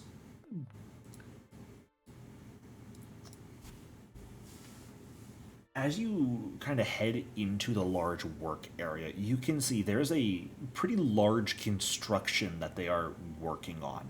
And it takes you a minute to recognize it because you've seen regular ballista before. And most of them are made out of wood. Fire one bolt at a time. This is something different. This is what appears to be almost entirely metal, or at least heavily reinforced with metal, and almost looks like multiple ballistae stacked atop one another. You can see multiple different bows and tracks for bolts in it. It looks like something that is meant to reduce the reloading time on ballistae and potentially be more powerful than a regular one at the same time. So like a repeating ballista sort of thing. Pretty much, yeah. Oh, sorry. Look at that. Like, is that the repeating ballista you're building there? You recognized it. Aye. It's one of the orders we've gotten. Long-standing customer wanted something a bit special for their ship. Been working on this beauty for a while. But in fact, we're needing some new parts machined for it, so got a little workspace set up over here that you're free to take over, and here's a few orders for you to take care of if you're looking to get some things done. I'll check on the quality later. If it's up to par, I'll pay you a good coin for your work. Excellent. Thank you. I'll just kind of like throw a hand up in the air and wave it as he makes his way back towards the front of the room. All right. Leaves you to your space at the workshop. Excellent.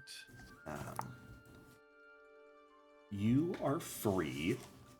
If you would like, you may go ahead and roll for a day of earn income as a level 1 activity. Nice. Can I use engineering lore for that? Absolutely. All right. And is this open? Yeah. Do you know where to grab the earn income button from the Oh, right. I can just do that. compendium?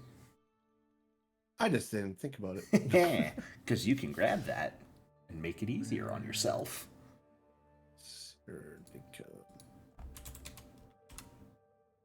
Oh, I'm in the wrong spot. Yeah, you want the macro that looks like a stack of gold coins as its icon. There it is. And that baby on over to your hotbar. Level 1. Oh, wow. Yeah. Can't necessarily earn a ton as a level 1 activity, but this really is just the basics. Let's see here. Oh, I canceled it.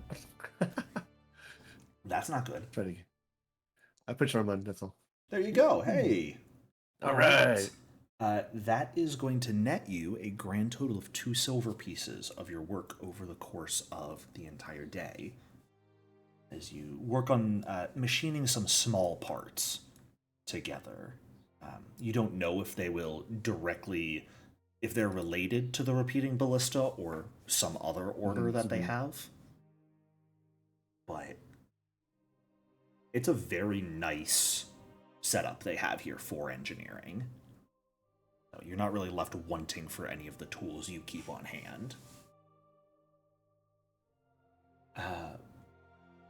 But as you're working on that through into the early afternoon, a couple other guests come and go throughout the shop.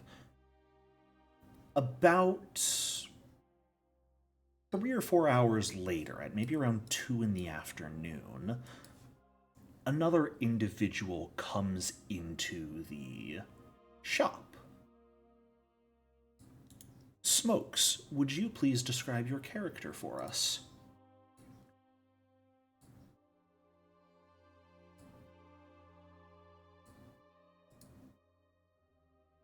We cannot hear you if you're talking. Oh no.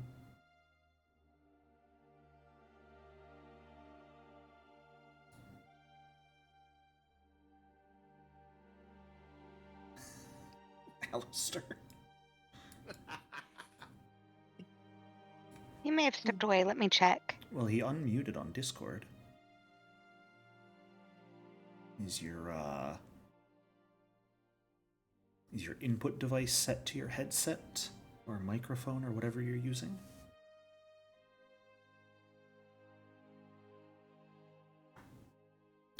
Please excuse the technical difficulties, everyone.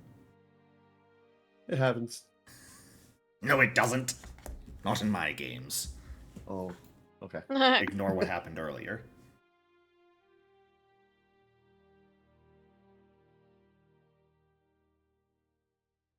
And Alistair, you said your relic fragment is attached to the hilt of your kris, correct? Yes. Okay. Well, we're working on getting smokes active. I don't believe I heard earlier from you. Rongo, where do you keep your relic fragment? The piece of It is tied. It is tied to his back fin. Okay, with rope. Sounds good. So it's kind of just hanging off the back of his fin. Super easy to steal is what I'm hearing. I mean, yeah, I guess if somebody wants to try, but he's kind of tall, so like, you know. They'd have to reach. But it's like strapped like to his fin, like it's not like just dangling off the back of his fin. Oh, okay, I see. Because he kept losing it, and he was just like, you know, I'll just put it somewhere that's, you know, everybody's gonna see, and I can easily see in a mirror or something, you know. So. Let's steal from the giant walking shark. Someone would not be able to take it from you with just like a grabby claw. Yeah, like they wouldn't just be able to walk up behind him and slice the rope and walk away. Like they'd have to actually get up there and like. Gotcha. Put in a little effort. Yeah. Okay. Fair enough. It was better than him tying it to his chest, which is what he was originally going to do. Place a few scales in the scale mail with it. Almost blends in. No, I mean by tie to his chest isn't like ropes in like an X formation over his chest, and it's just tied in the center of his chest, like that. That would have been entertaining. Yeah. Oh, Smokes! I think I heard you. He lives. He's alive. All right. If you would be so kind as to describe your character to us.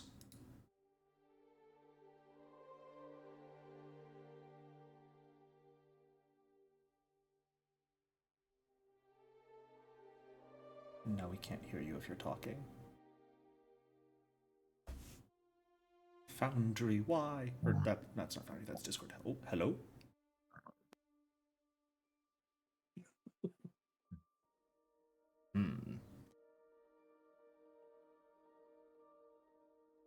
What's going on over there? What's going on? We're missing out. What's that lizard doing? What that dog doing? What the dog doing?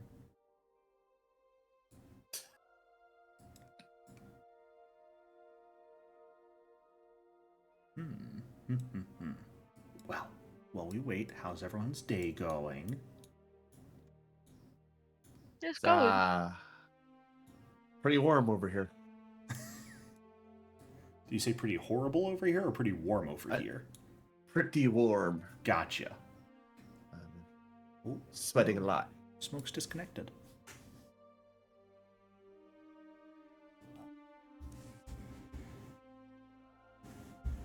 I just turned on my AC a little while ago because I realized it was not on, and it's like 95 degrees here. And I don't like that temperature. Welcome back, that's- Smokes. That's we hired me.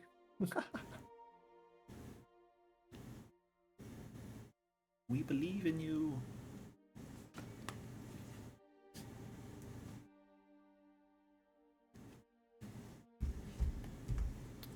See, let's be clear. It's not just me and Foundry. Our whole internet hates us because this is the problem I was having with my mic before. Is your input device set up in Discord properly? I just set his up. Okay. We were able to hear, like, briefly the mic picking up something a couple times. If it would be easier while we're working on fixing that, if Smokes would just like to type in the Foundry chat, you're more than welcome to. Oh, Can you hear me now? yes! There we go. Hot dog. I just have to offer typing as an option. And suddenly everything works. All right. Yeah, it was my my microphone camera stopped working, but my Logi camera has a microphone on it, so I just had to switch. Ah. Well, we're glad to have you. Thank you. All right. As you make your way into the workshop, Smokes, would you describe to us what your character looks like? I'm a tall dragonoid. Carry a set of belt holsters. Pretty unassuming, quiet.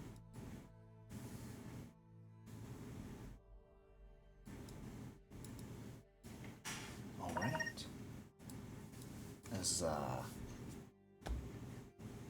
and I should ask you as well, that fragment of the astrolabe, where do you keep it? So, do I have to be in physical contact with it for it to do its thing? It just has to be on your person. Then I keep it in my pack. Okay, sounds good. You have made your way over here towards the Iron Kraken, purchasing supplies, picking up some more rounds for your firearms, and I believe you also wanted to search for information about your mentor, correct? Correct. Yeah. You are free if you'd like to. As you walk into the Iron Kraken, you can see that same gnome that Alistair has, or Alistair spoke to, currently sitting up at the entrance. Only really like one other person kind of sitting down off to the side waiting for something. Gnome kind of looks at you as you enter. Welcome. We looking to buy, looking to pick up supplies. What are we looking for today? I'm actually looking for a person.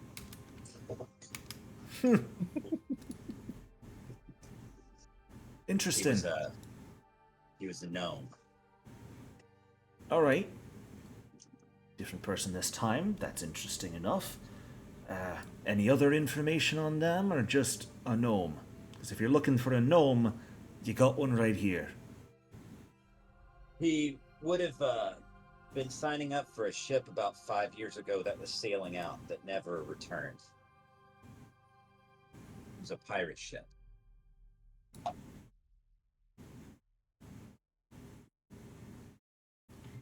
Interesting. You're looking for a... Well, sorry friend, can't say I know anything, but got someone here who might, if you'd be interested in meeting them. Absolutely. Alright, follow me. He'll hop off his stool once more, give you a sort of strange look, like narrowed eyebrows, but then just kind of shrug his shoulders and start walking into the workshop area.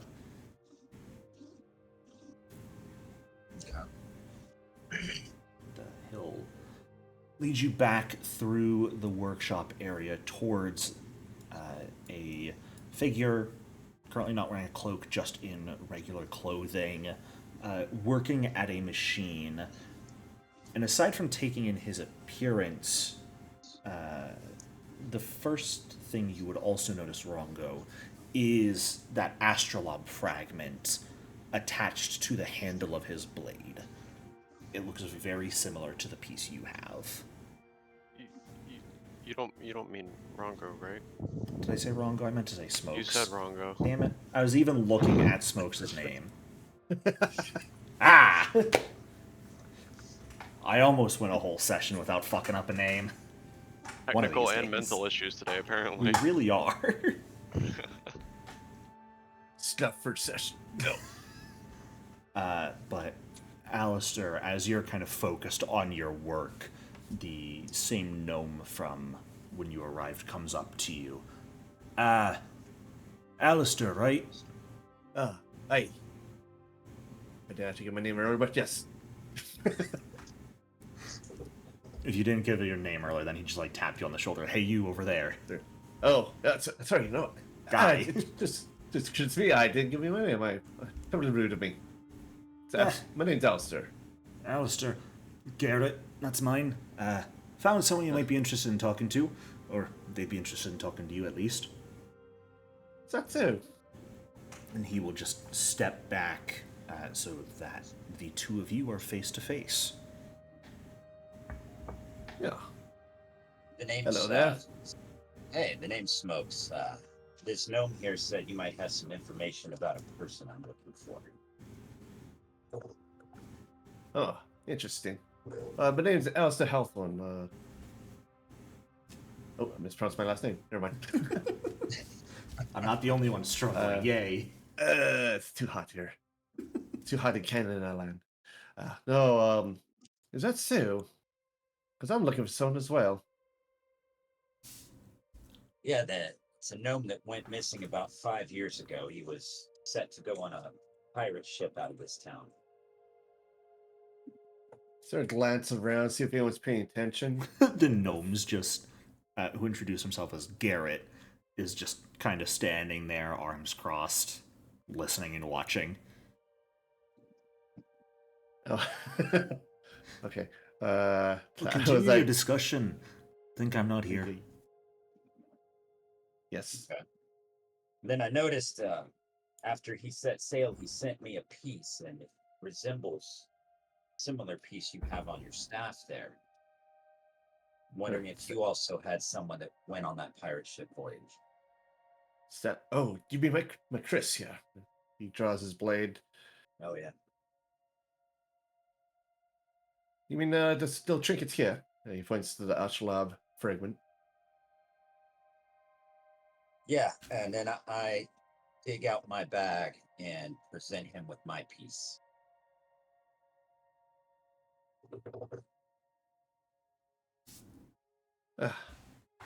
It's not just a quick they look like they're from the same object. There's certainly many pieces missing now. Now, can we tell, do we have any kind of idea of how many pieces are missing, or is it very obvious that there's many of pieces that make up a whole piece? Give me a crafting roll. Good luck. That's something magic. Confident that. It's his You do first roll That of all must time be ever. nice. Smokes his Maybe first he'll- roll. Yeah, Nice, maybe he'll have folks. that luck of a newbie. No, my foundry does not discriminate between newbie and veteran. It's just bad luck for everyone. Let's see what Smoke's got here for crafting. Bribe roll mine. Okay, nice and solid average.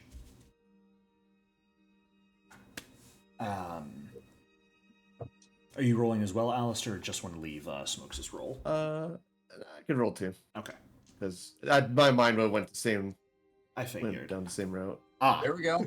All right. Yeah. The two of you together, first and foremost, as you both... Did you pull yours out, Smokes? Yes. did. Okay, I thought so. As the two of you both kind of hold them and are looking over them, you can very clearly see that the edges line up on one side, and as they get close, a faint blue glow starts to emanate from those edges. Based off of the size, Alistair, you would immediately recognize that the entire object would be fragmented into 6 pieces, assuming they're all of a similar size. Yeah, because sort of imagine like in his mind's eye, he's just sort of sketching out in his mind what an astrolab looks like and where our Yeah. pieces would match. He's like, assuming the other pieces are similar size, we're probably looking for 4 more pieces. Do you have any idea what these pieces do if they're all put together? Well, that little bit of glowing there, that's clearly a magical effect. Although an astrolabe would be used for navigation. I suspect when the pieces are all together, they do something more than just what an astrolabe would be used for. So the gnome is still standing there, right, listening to all this. Oh, absolutely. So I turn to him and I ask him if he knows anything about these pieces. Looks like a pretty well-designed piece of navigation equipment. Nice and fancy. Probably worth a pretty penny when it's put together. The magical glowing bit there's interesting. We don't deal with much enchantment here. I mean, if you're asking if I'll buy it off you, if you find the other pieces, I'll happily take it off your hands for a reasonable price. But as for if I know anything about it, barking up the wrong tree. Do you know if there's an enchanter shop in town? That's a great question. The one shop I didn't design. That's always the one thing I don't prep.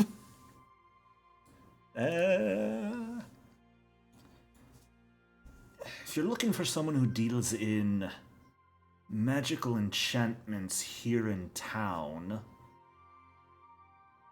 there's no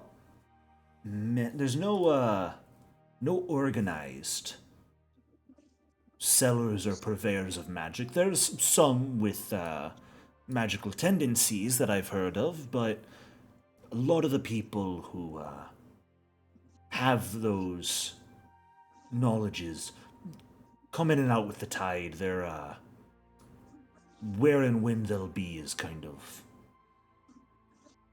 up to chance, you could say. Was there anyone he would recommend that I go speak to that could give me more information on this piece of relic?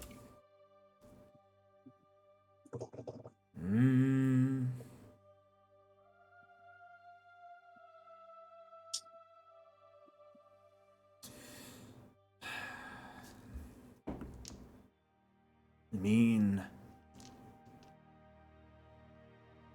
I'm not sure if she's in right now, but Moricella's done some enchanting for me before when she's around.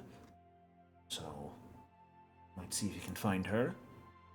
I know she tends to stay over at the God's Revel. So, perhaps find yourself over there. God's Revel Tavern? Yeah, the God's Revel Inn. It is, you would know about it. It's one of the 2 main taverns and inns here in town. It and Kaleen's Keg.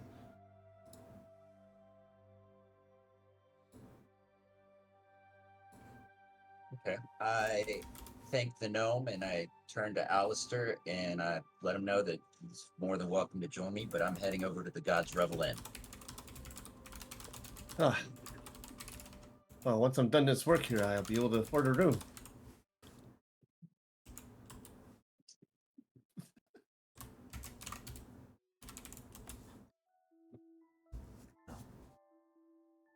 Perfect. Then I make my way towards the end. Yeah. Well, yeah. I'll be once I'm done my work here, I can then over and meet you over there. Okay. As Smokes, as you make your way over to God's Revel Inn from there, go ahead and give me a perception check. This should be blind, please. As with all perception checks. Gotcha.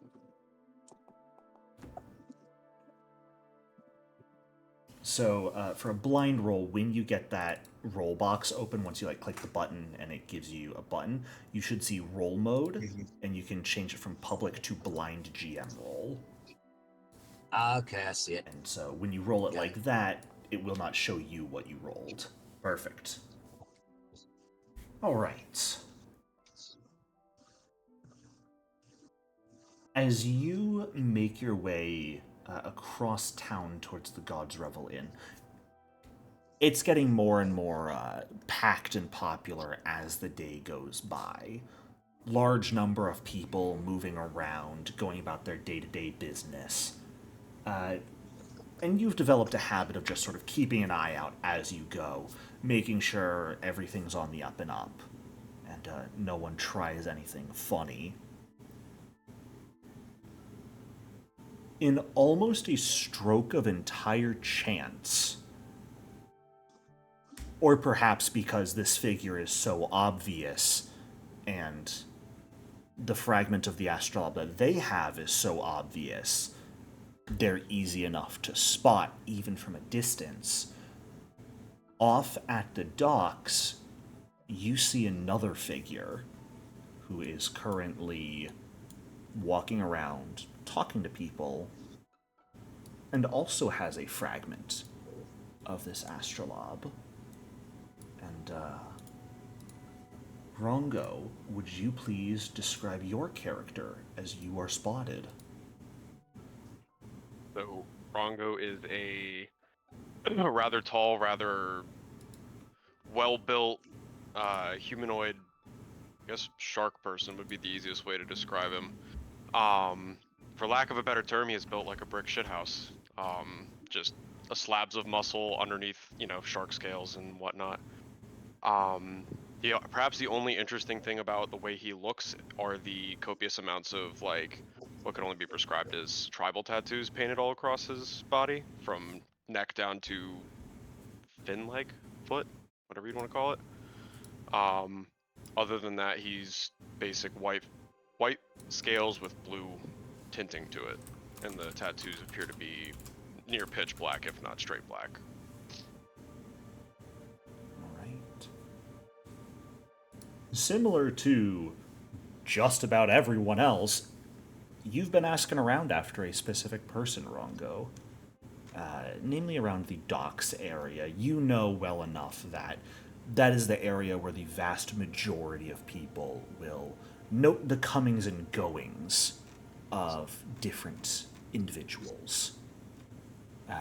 So you've been asking around the majority of the morning. You've spoken with a few of the different dock workers. Harlan, Marla, Tomas.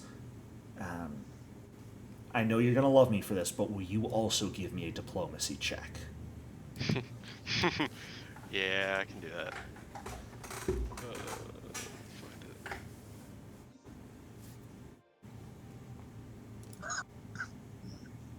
Okay. Asking around after Pongo. It's sort of the same issue that just about everyone else has come into. However, unlike Kinriel, where people are a bit suspicious and frustrated in general, don't like being stopped, the people you talk to are actually pretty happy to hold a conversation, but more than anything, none of them recognize the individual you're talking about. Shunies are sort of uncommon in these parts, so people would typically remember if they saw one. And they see a couple, but none of them quite match the description of Pongo that you have given, at least. Slightly different facial structures, different colored fur primarily. Enough that you would be able to tell that they aren't exactly who you're looking for. Oh. But as you're going about the docks asking around, Smokes, you see him. You see the back of this massive shark person, and you see strapped to his large back fin that very intricately designed, similarly sized piece of astrolabe.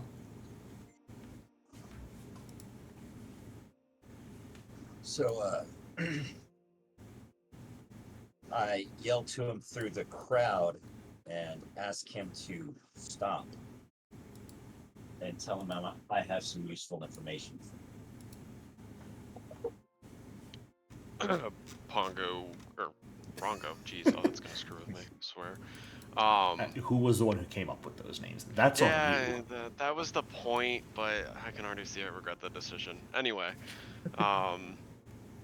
Rongo stops dead in his tracks, kind of what I would assume is standing probably over head and shoulders taller than most of the people in the area, and kind of just starts spinning in a circle almost too quickly for somebody to actually see who might be calling their name, as though he doesn't know if he's the one being called, but he's doing it anyway. Fair enough. So I see his confusion and I start walking towards him. Sure. While calling out. After a moment, Rongo, it becomes very clear that you are the one being spoken to, and there's a lizard folk making their way directly towards you. We'll stop spinning after a couple seconds and then just kind of watch the lizard approach and not say anything, but kind of just stare with dumbstruck, almost child curiosity at the lizard folk. I say, hey, name Smokes. I've got a piece of artifact that looks a lot like what you have on your back. I already met another guy over at the Iron Kraken that has a very similar piece. When we put both pieces together, they start to glow. And he said there should be another 4 pieces out there, and you have one of them. Back? He'll kind of slowly reach his arm over and I guess gently touch the piece on his fin and not say anything after that. Yep, it's that piece. There was a gnome at the Iron Kraken that said there's a lady that may have some more information at the God's Revel End. I just wanted you to know that I'm heading in that direction, but you're more than welcome. If you want to know more about your piece, you can head either there to the Iron Kraken. It's a guy named Alistair. He'll kind of open and close his lower jaw for a second and go,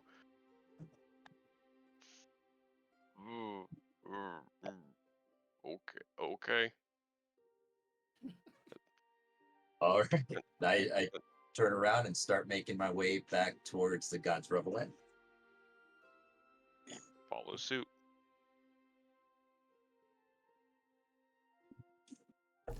All right. As the two of you sort of together make your way towards the inn, it's a little after midday. We're broaching 2:33 p.m. at this point in time. The inn is pretty popular. It's a nice little place. There is an interior section where the actual bar is. If you want a roof over your head, that's more the second floor of a roof. The northern half of the building is entirely open air seating. that people can just kind of pop up, grab a seat wherever they want, and relax. Head inside to grab something from the bar if they want. Both sides have a quick and easy view of the fighting ring, though. I'll actually even just go ahead and pop you guys on over as people are making their way up. And I should ask Samudra, Kin, and River, as the three of you at that point swim in the morning, and then I imagine begin to spend the afternoon asking around. Is there at any point that you will head back towards the inn to grab a meal, to grab a drink, to talk to people there, or are you staying away until evening at least? Because River adores the cook over at God's Revel, they would absolutely be like, let's go get us a hookup because I'm hungry. All right. And they probably would have encouraged coming back. Okay. Yeah, I mean, it's the bar and inn. Like, it's kind of the hub. That's where Yeah. people go. Absolutely. Yeah, I would head back there with them. Sure. As the three of you have gotten some drinks, some meals, and sort of find yourself off at one of the tables, another pair of individuals both kind of walk in together and immediately grab some attention before. Awakened animals are not uncommon in Galarian. They're not the most common, but I guess they're uncommon. They're not super common, but they're not rare. But it is not every day that you see a fully awakened shark who has developed a fully functioning set of legs and arms. And he kind of steals a scene when he walks up. Lizard folk walking in front of him. And as they both sort of turn and make their way towards the door that would maybe head inside, the three of you catch a glimpse of that fragment of astrolabe on the shark's back fin.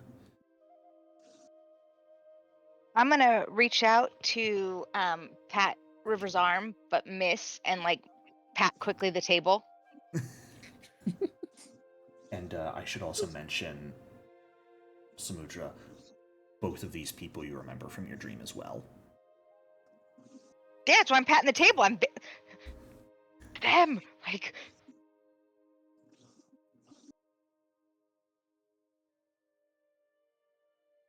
Them? What? Huh? What? What do you mean them? Oh. And they look at the back of the shark man and they're like, oh, holy fuck! And they look at Kid and they look at Samudra and River. Where's the bar? I can't see. The bar is Correlation to- inside fully. So this area right here is the fighting ring. These are the stairs that lead up to the second floor. These would be the doors that lead inside if you wanted covered seating and access to the bar itself.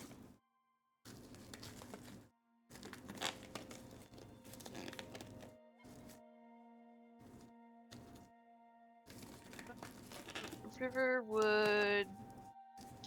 I mean, in absence of Samudra, because I imagine she is freaking the fuck out. River's just going to like pick her up underneath the arms, sit her down on the table, and then run across the bar to Rongo and Smoke. Sure. Smokes and Rongo, as the two of you are making your way towards the door, taking a quick glance around to see if the individual you're looking for is outside, and realizing you were not given a description of Maricela, just the name, you are quickly stopped by this Nephilim-looking individual running in front of you with a very obvious necklace piece of the astrolabe.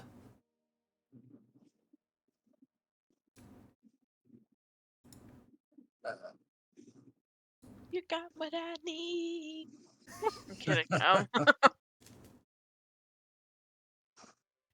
You two, hi, my name is River. I work here. But I have a couple friends over there that the point at Rongo, have a piece of what we're looking for. So if you want to powwow with us, I'm not really giving you an option to say no. So come on, over here. We, I see, but we're actually looking for someone by the name of Maricela.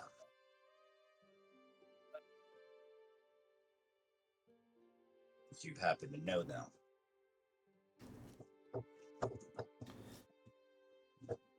You, River, have met Maricela on occasion when she stopped by. She sails on a couple of the merchant ships every now and then and stops by in Lilywhite. She primarily sails with Horizon's Edge shipping. She does some minor enchantments here and there, especially for you guys, and for, not for you guys, I suppose, but for various people in Lilywhite when she's in. You know that she left on Horizon's Edge's most recent shipment out, and that would have been about a week ago.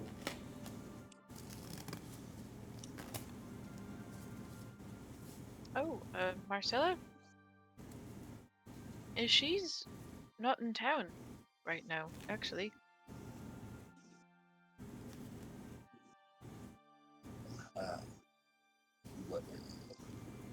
What do you know about these pieces we're carrying around? They're all pieces of a key. And, we can fit them all together and they glow. So that's about the extent of my knowledge. My friend over there, she might be able to tell us a little bit more. But, taking another shot in the dark here, they might help us find who we're missing. So, come on we go. And they sweep their arms towards Kinrail and Smoodra. You know where Pongo is? Sure, friend. Yeah. Yeah, he didn't talk much. I follow Tiny River. Oh. All right, simple boy. Let's go.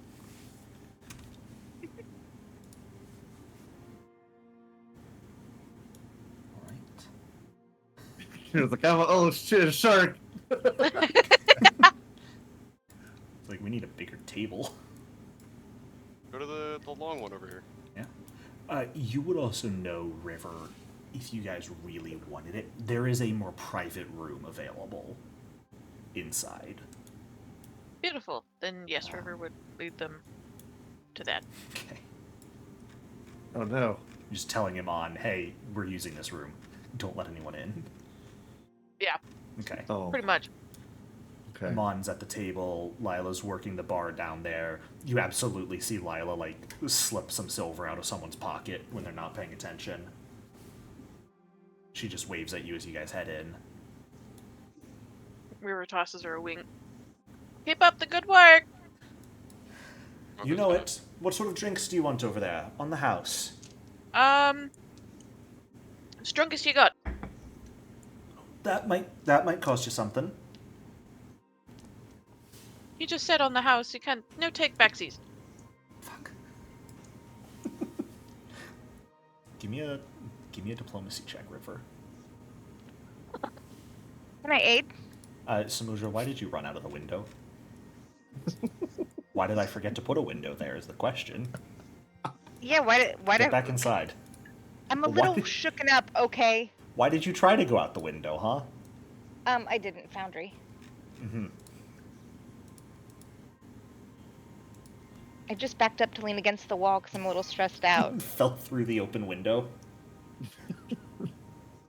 Hello. I'm here pointing it. First hero point used to get better drinks. Now that's piracy.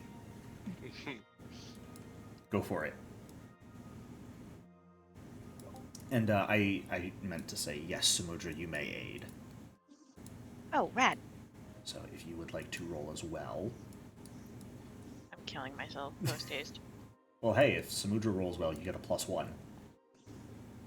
You get a +1 to that roll, River. That's an 11. Wahoo! That is painfully average. You don't actually know if she'll bring you the strongest or not. Because if she realized it wasn't going to be free, she'll have to take it out of her own payments to get you She guys the makes strong more stuff. than enough. That's why By she might do stealing. it. River Yeah. lets her steal. She doesn't keep most of what she steals. She gives it back. Oh, yeah, whatever. Most of it. She keeps some. River knows about the stash under her fucking mattress. She'll be fine. She'll ply you guys a mug of the strongest stuff first, but after that, it's going down to more mid-range alcohols. For the Stingy bitch.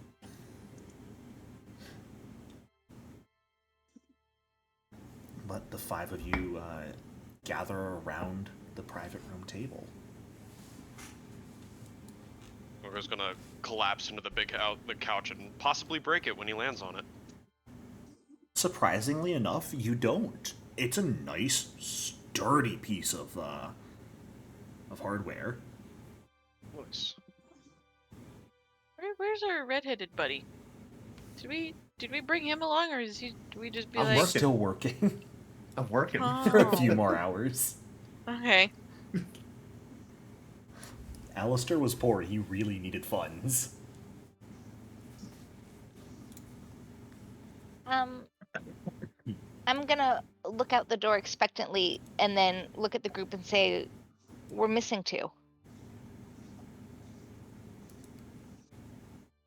2?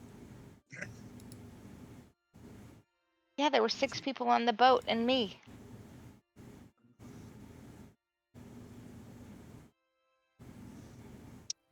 Well, shit. Did any of you happen to meet anybody else today? Yeah, we met one more guy that had a piece that looks like ours in town. One isn't 2. Fuck. Okay. What does this person look like? The guy with the other piece? Yeah. No, Bob's your uncle. Fuck, who else do you think we're talking about? Red-haired guy, bunch of pouches on his chest. Looked like some sort of inventor or mechanic. Is he coming here as well eventually? He said he'd come by after he got done working. Great. I'm gonna set up Surge right here to watch for him Sure. and guide him into this room when he gets here. Well, time Now, to Surge does get... not have the ability to speak, do they? Yeah, he's just gonna Okay. flap, try to get his attention. Alistair will just see a water bird trying to get his attention. This town is very strange. He'll if you're wearing it openly, which I think you are, he'll probably smack it with his wing or something. Just get landed on by a water bird and smack. I'm not there yet. Gently. Later. Well, All 6 pieces. Well, I don't know that's 6, but 6 pieces of the key in one town at once. That's interesting. Everybody and their second fucking cousin is talking about this fucking ship. True. We want to try to put the existing pieces together and see what happens. Sammy, what do you think? I'm pretty blindly trusting.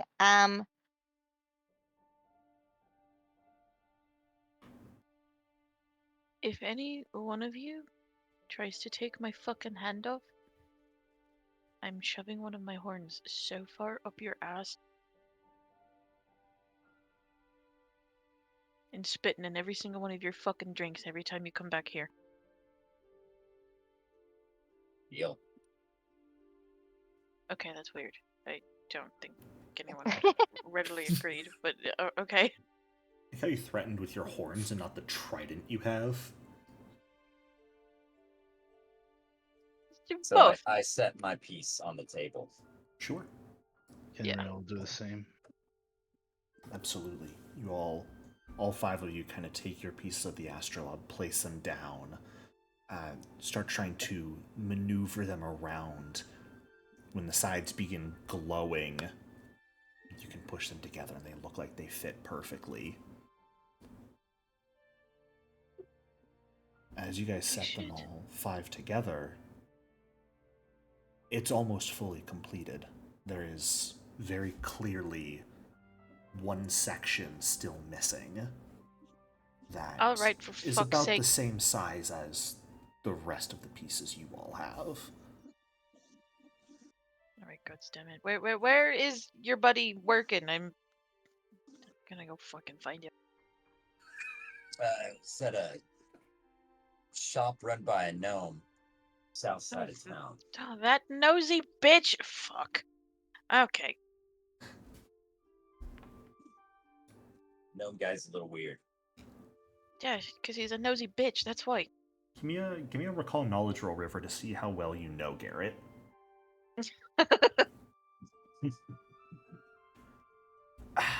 Garrett Holloway. He's surprisingly enough, the Garrett you know isn't actually very nosy. He's very no nonsense. Really only cares about doing his work. He's very much likes to work on firearms. And does his best. You have seen him on more than one occasion shoot someone with their own gun who tried to short him upon completion of work. But he typically doesn't care about other people's business very much from what you know about him.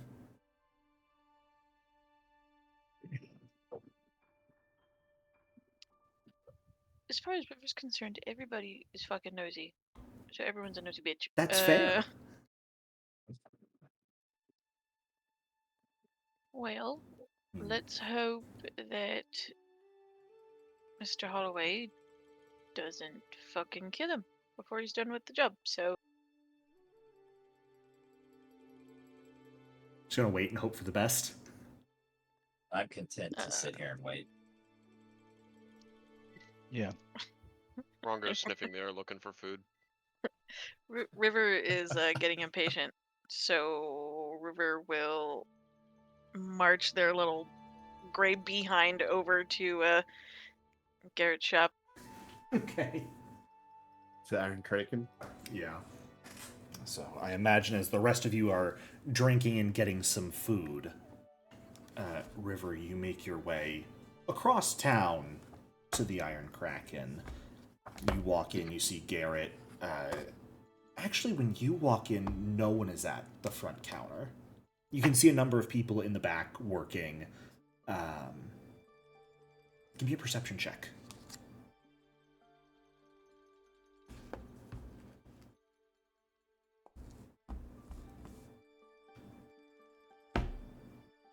Yeah, you see Garrett, you see Osric, both of them working on whatever big project they've been working on for a while. You don't care.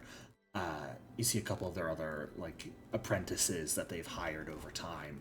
You do see one individual that you've never seen before, the red-headed, relatively tall human male, off to the side, working, head down, not really paying attention to his surroundings at all. And the mask sticks out as well. Yes. River will knock on the doorway and then march into the workshop. It's loud enough that no one hears you knock on the doorway. Garrett! What? Oh. Hi. Hi, River. What do you want? I need that one. And they point at Alistair. What's with all the weird people coming into my shop today? I just want to work. Is that too much to ask for? Hey, Alistair! Oh, hey, yes. Head up. Someone else wants you. Let's see what you've gotten done today, and let's square payment now. You've done enough work. No, thank you. And, Felt good to apply the trade of my dandles. He'll take a look at all you've worked on today. Not bad. Pretty decent stuff. I can work with this. All right. Yeah. 2 silvers your pay for today. Appreciate the help. Before you come back, if you're looking for more work, figure out whatever's going on. I don't need all these people coming to my shop if they're not coming for business. Understandable. Oh, come on, Garrett. Don't be like that. Anyway, thank you. Are you going to buy anything this time? Well, what you got? Do you need guns? Do you need upgrades? Do you need explosives? You know Osric is always looking for someone to buy his new explosives. Well, let me see. I mean, a little dynamite never hurt anybody. Do you have anything for my trident? Something for the trident. Scrounge around in the back for a minute. Let's see if he has anything really useful. Most likely not, though. At least nothing that you can afford. Wow. I mean, if you wanted to make the back end extendable and able to grab onto things for you, I got something like that. How much? 2 gold. Done. See? Business! Business! Alright. You're fine today, then. Take him away. Thank you, Garrett. And, Alright, Redhead. Let's go. I can give David a quick bow and like, may the bronze lady smile upon your inventions. Worshipper of the bronze lady, then. You have a good one. Best luck to you and yours. Be back. River, you have... I know we joked about it earlier, but you have a grabby hand now. An extendable pincer, it's called. Excellent. So, and Alright. if you would like it to be attached to the back end of your trident, it may be. Yes, Okay. that would be great. Awful. My name is Alistair Hosselin, and who might you be? My name's River. Nice to meet you. You got something that me and... They count on their fingers really quick. 4 other people want. Yeah. So... Come on. Oh, okay. Oh, Before all right. Before they start fucking drinking themselves under the table waiting. Oh. Sounds expensive. It's on the house today. Sounds good then. Chop chop! And River makes a brisk pace back to the God's Revel. Alright. I do also wish to specify that, drinks are free courtesy of River today. Food is not. Any of you who are actually looking for a meal during this time, it's going to be 3 copper pieces for a solid meal. Man, good thing I just got some money. Alistair can feed himself for once. Hot dog. Oh, wait, that didn't work.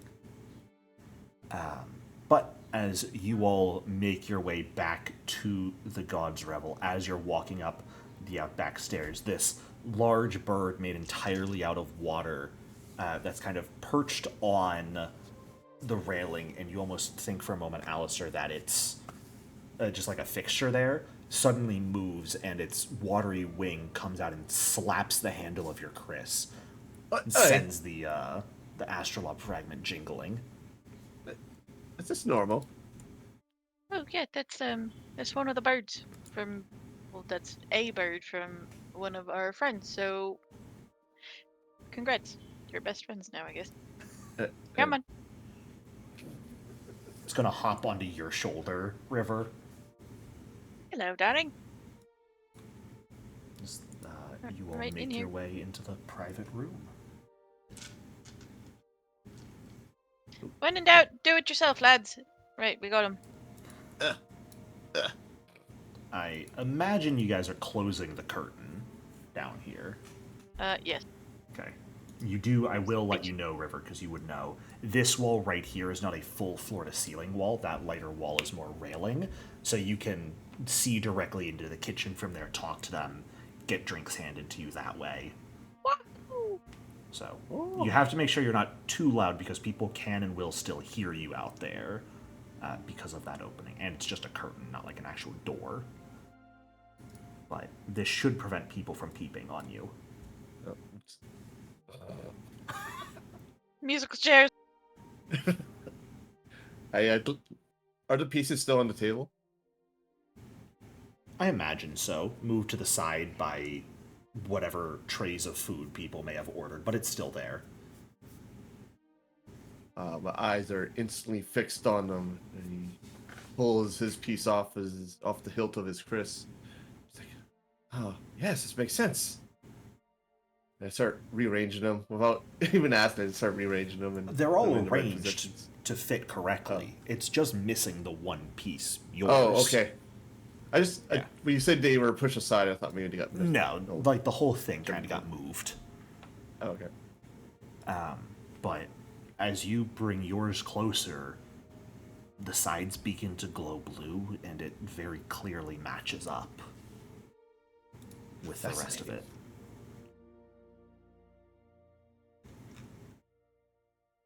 Oh, how do we?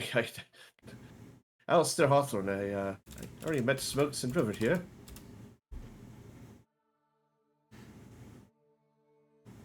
I am Kinrail. Ah, you're a little watery bird. Yes, I had him waiting for you. After hearing your description. Cutest little bird I've ever met in my life. But over there, yes. And then Pingu. Sorry, bud, I don't remember your name. Looks slightly crestfallen at that. Oh, stop it! If he was a dog, his ears would be drooping. Bronco.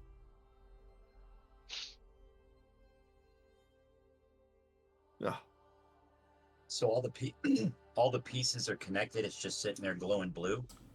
Not doing anything else. As you all introduce yourself to one another, and Alistair drops the last fragment of the astrolabe into place, there is a surge of blue energy throughout the room, passing over each of you, creating almost this dome in space, before it quickly retracts back into the astrolabe. Not into it. Above it. Floating in the air, about 4 inches above the astrolabe, is a glowing blue image. what looks to be a beautifully intricate compass rose, embellished with intricate details, stars bespeckled behind and around it, octopus tentacles kind of rising up and wrapping around the arms of the compass.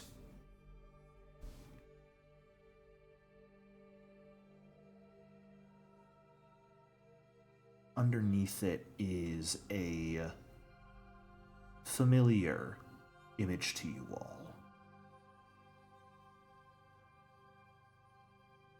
What looks to be a piece of cloth wrapped around a short dagger's blade. If this image had color, you would fully expect that piece of cloth to be red, because that is the symbol of the Devil's Tide.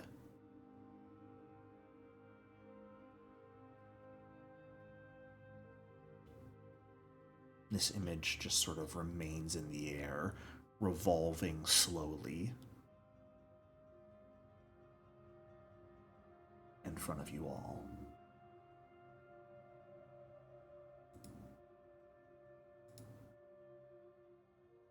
Well, shit.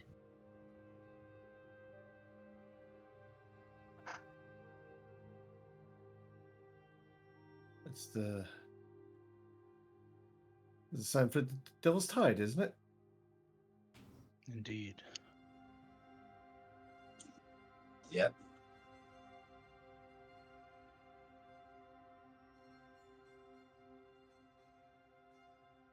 I glanced over to Smokes for a moment and like, Smokes, you noticed that the Garrett guy was hung around a bit longer than I would have expected, listening to our conversation.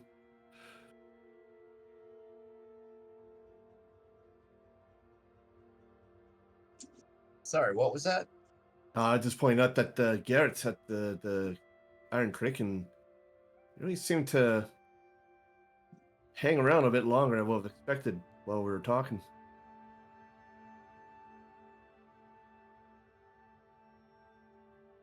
I Wonder just if kind of his- look at him.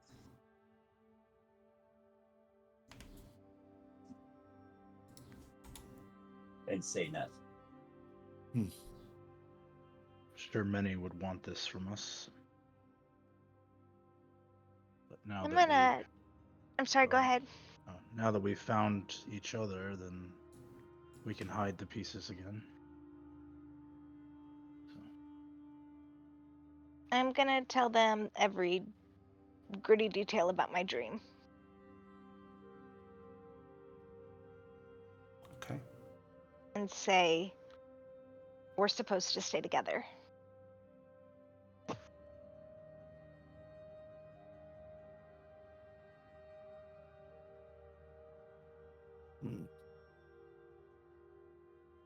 Can I reach out and take the piece and like look it over and see where the seventh piece fits? Like if it's a mounting, like if it's the backing, or like if there's a little key notch or something, just see if I can figure out where the seventh piece goes. Give me a crafting roll.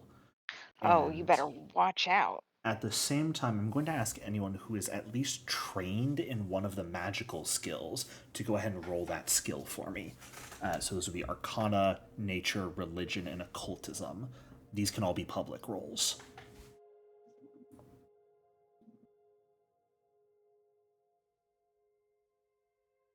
You said religion?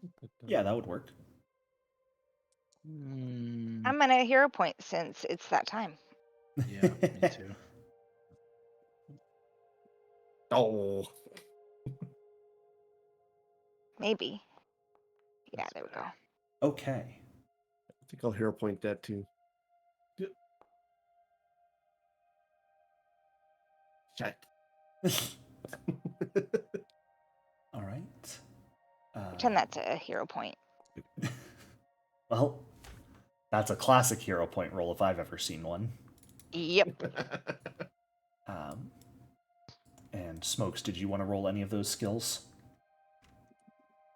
What were the skills I needed to roll for? Yeah. So it's any of the magical skills if you're trained in it. And I'm looking at your sheet and you aren't in any of them. It's Arcana, Occultism, Nature, and Religion. So, unfortunately, none of those would Not be trained in any of that. work for you. Okay. As you look it over, Samudra, real quick, it is very clear there is no spot for a seventh piece. This is a whole and completed astrolabe right now. There's nothing missing from it.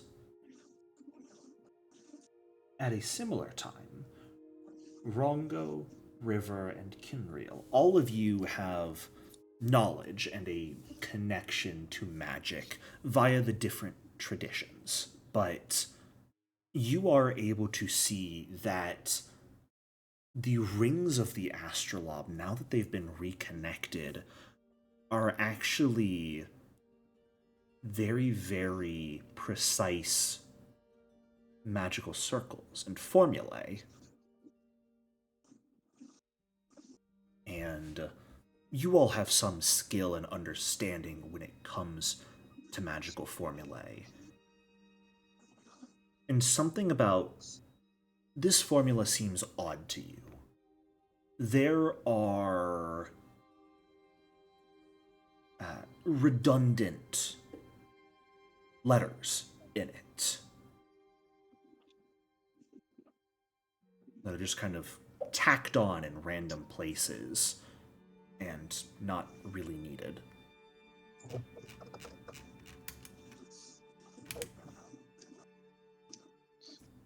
Pull out my spellbook and write all those letters down, Sure. and then start anagramming them, I guess. See if I could find a word in there. Yeah.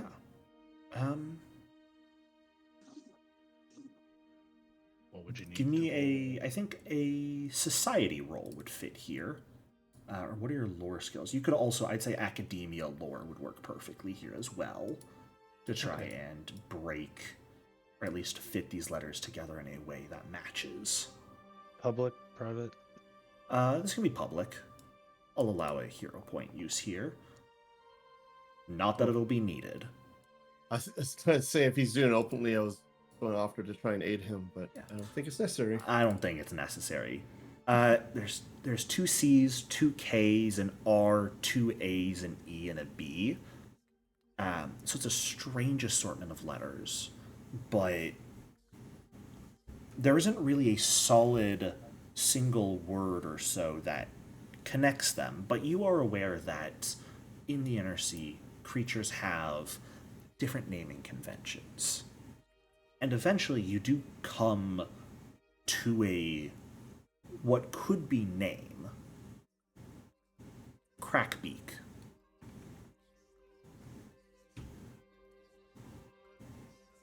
Okay. And I believe this says Crackbeak.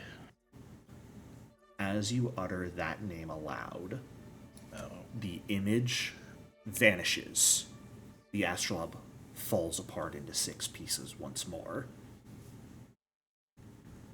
And that's where we're going to end the session for today. No.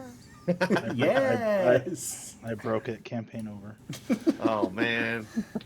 Thank you all so much for showing up today. I hope you enjoyed. Great session as always. Welcome to the new campaign. And next week some things should pick back up now that you all have come together and found a hint contained within the astrolabe for you all, it seems. So, thank you so much for showing up. Hope you all enjoyed, and I look forward to seeing you all next week. Have a good one.